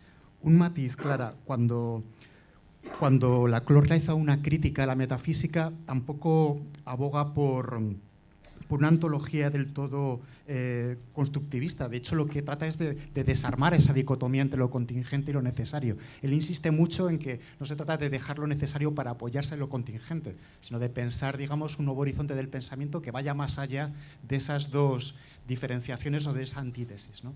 Una vez dicho esto, creo que es muy importante que reparemos cómo políticamente, en términos políticos, la apuesta está en pensar el Estado de Derecho y un populismo que busca como horizonte ser republicano frente al hermano lobo, la hermana luna, frente al neoliberalismo y otras tradiciones que justamente nos quieren llevar a un escenario anterior. O sea, creo que la apuesta política está ahí, tenemos que pensar en común, ¿no? Los que digamos, pensamos que no podemos ser republicanos sin antes ser populistas, que yo creo que ese es el debate. O sea, la cuestión es, digamos, que la aparición o la entrada a la escena del populismo, la teoría política, es un punto ciego, es una mala noticia, no solamente para la tradición liberal, sino también para la tradición socialdemócrata. En su mejor versión, como la que tú planteabas, o la versión adulterada del Partido Socialista. Pero en esa medida, para llegar a pensar en términos kantianos, antes hay que pensar en términos gramscianos. O sea, antes uno tiene que construir un pueblo colectivo o tiene que construir, en términos pedagógicos, una mayoría social que está inmersa en inercias neoliberales y en procesos no solamente psicóticos, sino vamos, casi esquizofrénicos, ¿no? Sí. Por lo tanto, yo creo que ahí es donde tenemos que pensar y ese debate tenemos que seguir teniéndolo. En cuanto a lo que planteaba Jorge, yo creo que justamente el caso de Marine Le Pen muestra en qué medida el capitalismo también es hegemónico. ¿Por qué las clases trabajadoras y las clases populares, en lugar de apostar por Mélenchon, terminan apostando por Marine Le Pen? Evidentemente porque hay un proceso de hegemonización del discurso neoliberal que lleva a esas clases trabajadoras a un discurso no plebeyo, no materialista, si quieres, y lo lleva, digamos, a dinámicas subjetivas que creo que tienen que ver con una idealización de la situación material en la que viven. Eso es otro tema. Pero yo creo que justamente en ese punto se muestra cómo la dispersión social puede ser hegemonizada por una posición de izquierdas o por una posición fascistoide de derechas. Sí, o sea, y eso es lo que hace el discurso neoliberal. Por eso yo creo que sí que hay una dinámica de hegemonización, ¿no? Nada más. No, a mí, no. Germán, disculpa, esto me parece, bueno, lo hemos conversado ya en sobremesa. En un sentido, para mí, metafórico, puedo compartir que es una hegemonización. En el sentido estricto, tal como caracteriza Ernesto, como un principio formal, como lo has dicho tú, además, como un elemento de articulación de heterogeneidades, donde las diferencias que emergen en la cadena equivalencial nunca son borradas, no puedo hablar de hegemonía del capital. Creo que se puede hablar de poder, de dominación, y el efecto Marie Le Pen muestra, porque claro, yo creo que si hay algo que está ausente en la teoría de Ernesto es una teoría del poder. Creo que hay algo en donde él, toda esa línea histórica que intentó categorizar el poder en la lógica del capitalismo actual, fue un poco reticente. Él, por supuesto, hace valer que lo que él formula como populismo pertenece ya a un mundo postindustrial y postfordista. Eso sí lo reconocen todos sus textos. Pero luego la producción biopolítica de la subjetividad, la manera en que el capitalismo emplaza a las propias existencias a orientar su subjetividad, no es algo que... Entonces sí, yo puedo decir que es una experiencia hegemónica del capitalismo Marie Le Pen en un sentido metafórico, pero asignándole a la hegemonía todos los términos exactos de su construcción lógica, no. Me parece que conviene seguir manteniendo la distinción entre poder y hegemonía, o entre dominación y hegemonía. Lo que sí coincido contigo, y me parece que está muy bien formulado, es que el populismo es la condición previa de lo republicano. Porque, por ejemplo, en América Latina, todos los republicanos, nombrando supuestamente el Estado de Derecho y los valores permanentes de la democracia, atacan una y otra vez los únicos proyectos democratizadores verdaderos que hubo en los últimos años.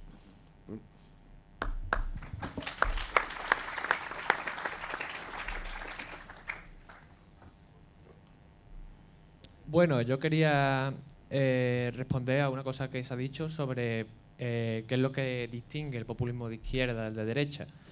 Yo creo que bueno, una de las características básicas de la construcción del pueblo es donde sitúa la frontera de exclusión. Entonces, para distinguir el populismo de derecha, bueno, yo llamaría reaccionario por salirnos del eje, excluye a los de abajo, excluye a los inmigrantes, excluye a lo que decía, de que el fascismo es el odio de los penúltimos contra los últimos, y el de izquierda o progresista pues construye el populismo pues por el típico antagonismo pueblo-oligarquía, y entonces en ese sentido pues es fácil identificar dónde está la diferencia entre un populismo y otro.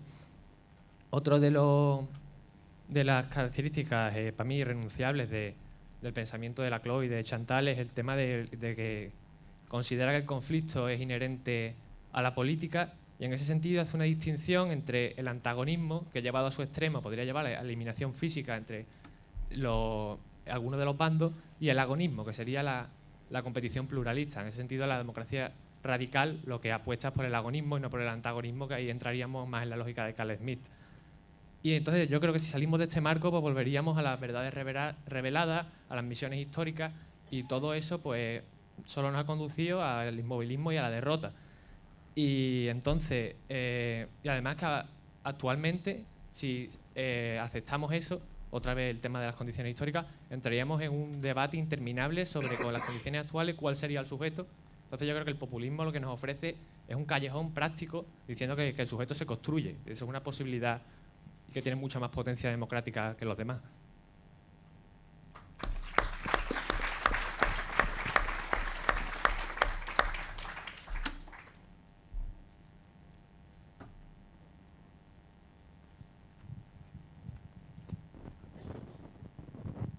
Hola, bueno, yo quería preguntaros a los cuatro. Con el nacimiento de la modernidad, el poder y la ley siempre han coqueteado. Bueno, más que coqueteado, el poder siempre ha sobornado a la ley. Entonces, ¿qué mecanismo o qué sistema económico o qué es lo que haría que ese soborno no sea posible? Que es lo que estamos discutiendo, ¿no? ¿Qué que ese es un sistema económico, es una moral, es una actitud, no sé, es una comunidad. ¿Qué es lo que pensáis?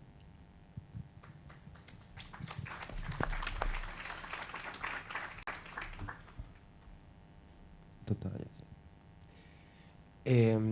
Me parece curioso, ¿no?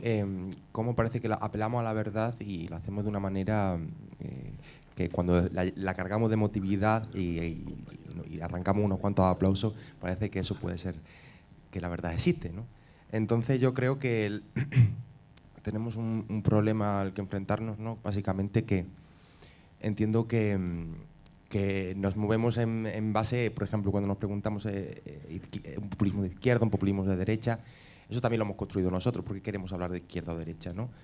¿Qué connotaciones le damos a la izquierda? ¿Qué connotaciones le damos a la derecha?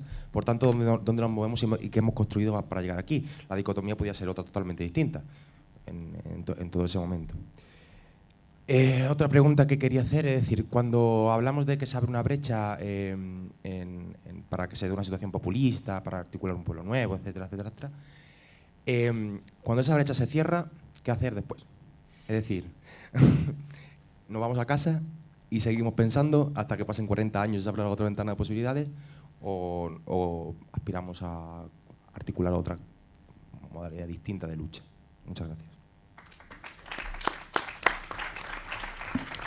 Si os parece, dejamos 3 intervenciones más para que dé tiempo a una intervención de 1 minuto por cada ponente de la mesa, si os parece, porque va llegando las 12 y tenemos que desalojar 3 intervenciones más, ¿os parece?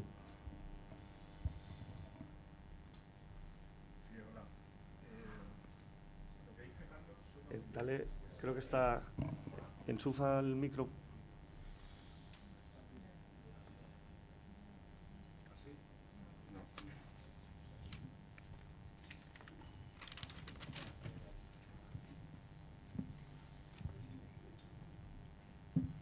Hola. Sí, no, decía que lo que dice Carlos suena muy bien, es una música muy bonita, pero yo hay algo que no veo, ¿no? Cuando hablaba, a mí se me ha ocurrido un dicho que dice, no me digas cuál es la ley, dime quién es el juez, ¿no? Yo me pregunto si, por ejemplo, esa frase que decías, ese está ocupando el lugar de la ley, que le corten la cabeza, eso ya es un juicio, ¿no? Dices que le corten la cabeza sin juicio. Pero eso ya es un juicio sumarísimo, sin garantías para el procesado, pero es un juicio, ¿no? Es decir, puede haber un juicio sin juez, ¿no? Puede haber una ley sin sujeto que la aplique.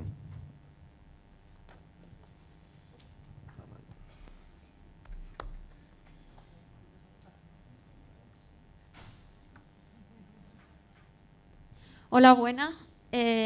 Antes que nada decir que la mesa que habéis preparado ha sido impresionante. Ha sido la mesa que más me ha gustado. A lo mejor también se debe porque yo, aparte de haber sido estudiante de filosofía, me considero filósofa, al contrario que usted. Y bueno, yo la verdad es que nunca había oído hablar de usted y estoy impresionada. Y para que a mí alguien me impresione, difícil. Entonces, de verdad es que estoy muy emocionada porque en fin, es que no puedo ni describirlo. Mis preguntas van dirigidas a usted precisamente. Como filósofa o estudiante de filosofía que soy, yo ha mencionado usted 3 cosas y a mí me gustaría que me las aclarase. La primera, ¿qué es eso de la objetividad política? Me gustaría que me lo delimitase bien, porque a mí me gusta, la verdad, la precisión conceptual, estoy obsesionada con ella, entonces me gustaría que me delimitase bien lo que es la objetividad política. Y también qué entiende usted por un Estado de Derecho, porque yo, antes de venir aquí, pensaba que el Estado de Derecho podía ser interpretado de varias maneras. Hayek puede hablar de su propio Estado de Derecho y Rawls también, pero resulta que en los dos no es el mismo. Y por lo que tengo entendido, o lo que he entendido aquí, el Estado de Derecho tiene una característica, unas notas características. Y lo último que quería decirle es que me ha sorprendido mucho que usted haya dicho que una vez que se han dado derechos, no se pueden quitar, que hay una progresividad en el derecho. Pero yo creo que hoy en día a lo que estamos atestiguando es precisamente lo contrario, que los derechos y las luchas que habíamos ganado nos las están quitando progresivamente. Por supuesto. Por supuesto. Muchas gracias, de verdad, una mesa fantástica.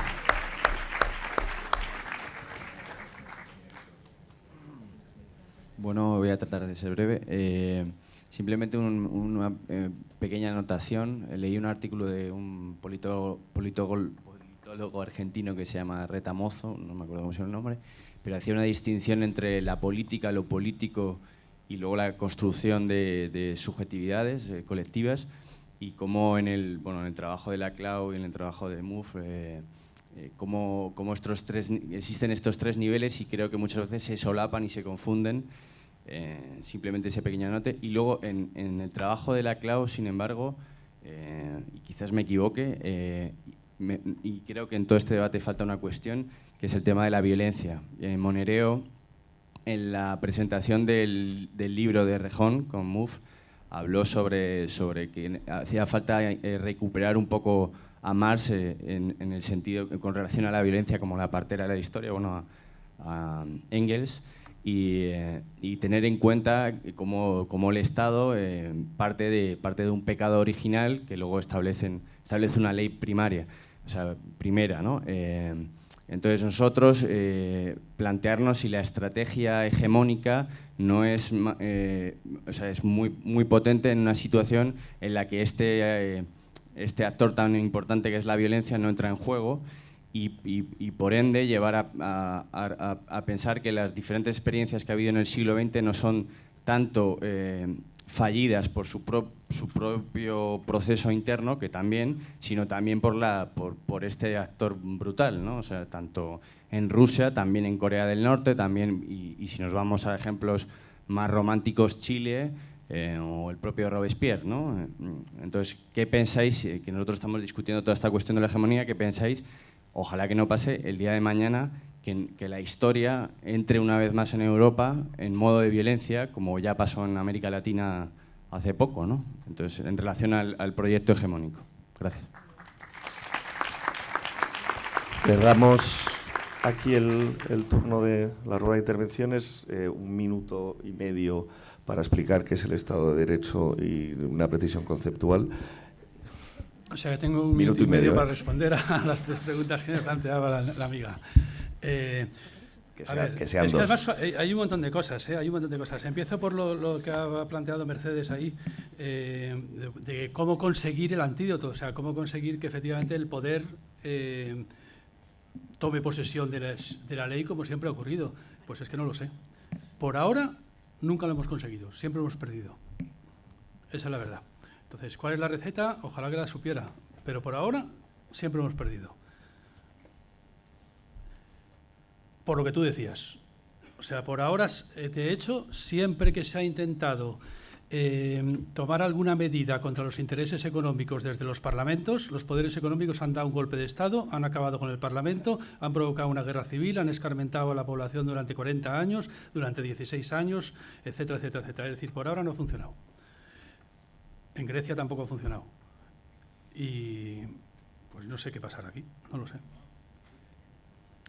No, es que no tengo ni idea de cómo conseguirlo.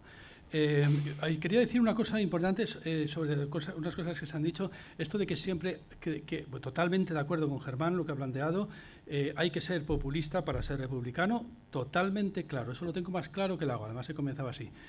Pero lo que no conviene es que los populistas se olviden de que son populistas para ser republicanos, porque si se olvidan, entonces puede salir cualquier cosa.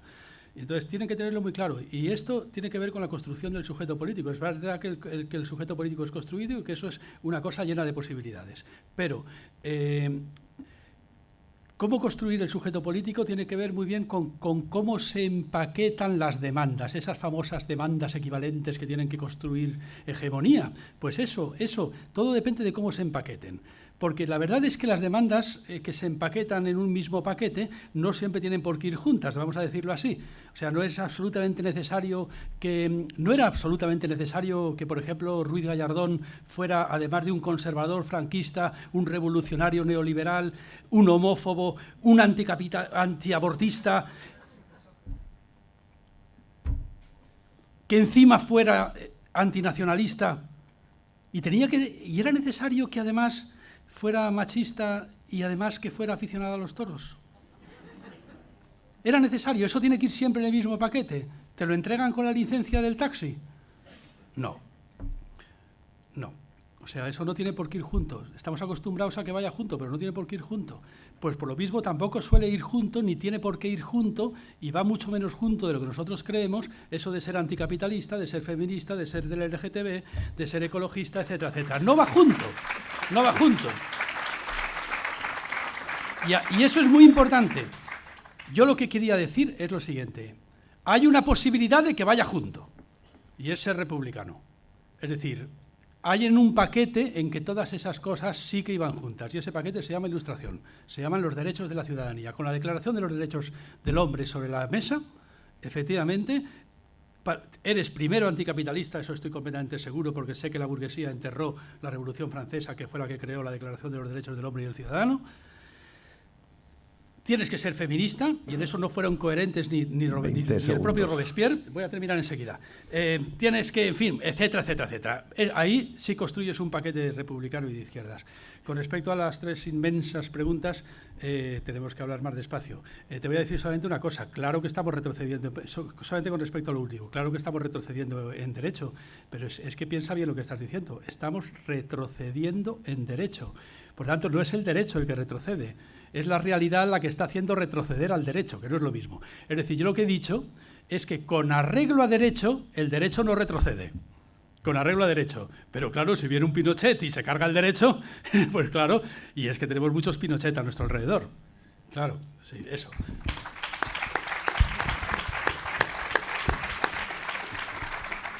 Yo iba a decir también... Y entre Hayek y Rawls, quien tiene razón es Rawls.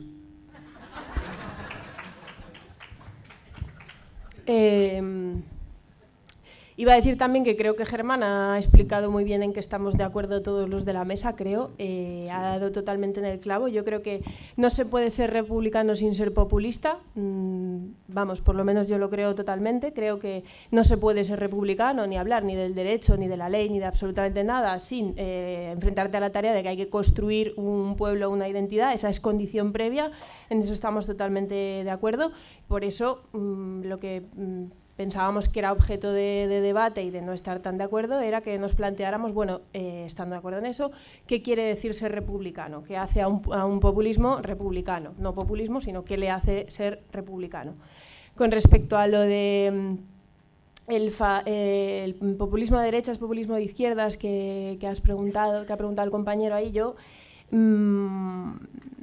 esto de contentarnos con el criterio de que sí que no seríamos Le Pen o sí que no seríamos un populismo fascista porque nosotros aglutinamos o articulamos las demandas de los de abajo, la verdad creo que no es un criterio teóricamente consistente. O sea, no sé si consideramos que es que el fascismo hitleriano no articuló las demandas de los de abajo. Yo tendría mis dudas y desde luego no sé quién podría decidir eso. Supongo que en ese momento justamente esas demandas se ven como las demandas de los de abajo y creo que perfectamente puede construirse un proyecto así contándose que son las demandas de los de abajo. Precisamente porque los de abajo es una cosa que todos entendemos que puede variar en un momento histórico y en un contexto, etcétera, etcétera. Entonces, me parece teóricamente un criterio que no discrimina, que no distingue nada. Y esto es lo que decía con tomarnos muy en serio a Carl Schmitt. Me parece que deberíamos tomarnos en serio la coherencia de este autor y no vale coger a Carl Schmitt para lo que nos viene bien, pero a la hora en la que Carl Schmitt llega a consecuencias que no nos gustan tanto, entonces dejamos a Carl Schmitt y ya nos olvidamos de esas consecuencias, porque es un autor muy coherente y nos conviene tenerlo muy presente. Entonces, creo que que no es criterio ni populismo de izquierdas y de derechas, ni populismo de los de abajo, ni siquiera populismo plebeyo, es decir, esas etiquetas siguen sin distinguir absolutamente nada. Es ingenuo pensar que nosotros nos distinguimos de Le Pen porque nosotros somos los de abajo, es decir, yo a esto también lo llamaría una música que suena muy bien, ya que estamos diciendo las ingenuidades de cada cual. Esto es una música muy ingenua que nos podemos contar a nosotros mismos, pero me fiaría más de nosotros mismos si nosotros mismos tuviéramos un criterio que vaya más allá de decir que es que nosotros somos buena gente, porque básicamente es a lo que me suena lo de nosotros somos los de abajo. Justamente por esto, porque hemos dicho que no hay sujetos que tengan la verdad de por sí y de antemano, ni siquiera nosotros, ¿no? Ni siquiera nosotros. Entonces, a ese criterio, digo, le llamamos, creo, Estado de Derecho y nada, bueno, que espero que podamos seguir discutiendo esto porque me parece muy importante.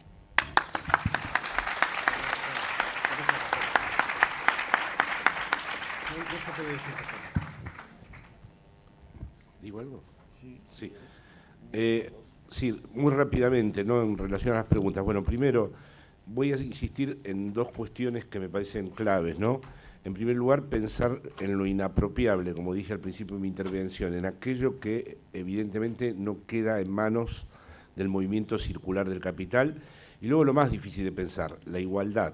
Cómo desde lo heterogéneo y no desde lo mismo se plantea el problema de la igualdad. Son dos cosas que han quedado pendientes. Con respecto a la distinción política-político, que es una distinción clásica y que también atraviesa Carl Schmitt, y que es verdad que Ernesto Laclau le dio su tratamiento específico, sería interesante recordar, tal vez para entender un poco la génesis de su pensamiento, que en los años 70, en el mismo momento en donde la violencia a la que tú has aludido se volvió el significante amo de todas las experiencias políticas. Solo a través de la violencia era posible transformar al discurso político en su raíz, y aquí sí incurríamos todos en lo que describió Carlos Fernández Liria y también la compañera Clara, de la cuestión de que el Estado de Derecho no tenía ningún tipo de reconocimiento. Era un Estado burgués y había que destruirlo. El derecho formal era un derecho de la burguesía y por lo tanto se trataba de la metafísica del hombre nuevo, del comienzo absoluto y por lo tanto sacrificial, porque cuando la realidad no nos respondía, solo la muerte y el sacrificio, muertes y sacrificios por las cuales siento un respeto infinito porque es el legado en el que me toca habitar, pero es verdad que Ernesto se distanció, formaba parte de una agrupación que revocaba claramente el uso de la violencia, y tal vez en esa perspectiva deberíamos entender la elaboración de la razón populista, vamos a decir, una de las obras más importantes de él, y de la lógica hegemónica y de la articulación de lo heterogéneo, como un modo de tratamiento del antagonismo que eluda el colapso de la violencia. Es decir, finalmente, él me dijo una vez que para él había sido muy importante el momento en donde Abelardo Ramos le dijo que la política estaba siempre entre el manicomio y el cementerio, es decir, entre lo institucional y a la vez lo que está desencadenado, y creo que toda su elaboración es un rodeo para pensar un proyecto emancipador, no sacrificial ni violento.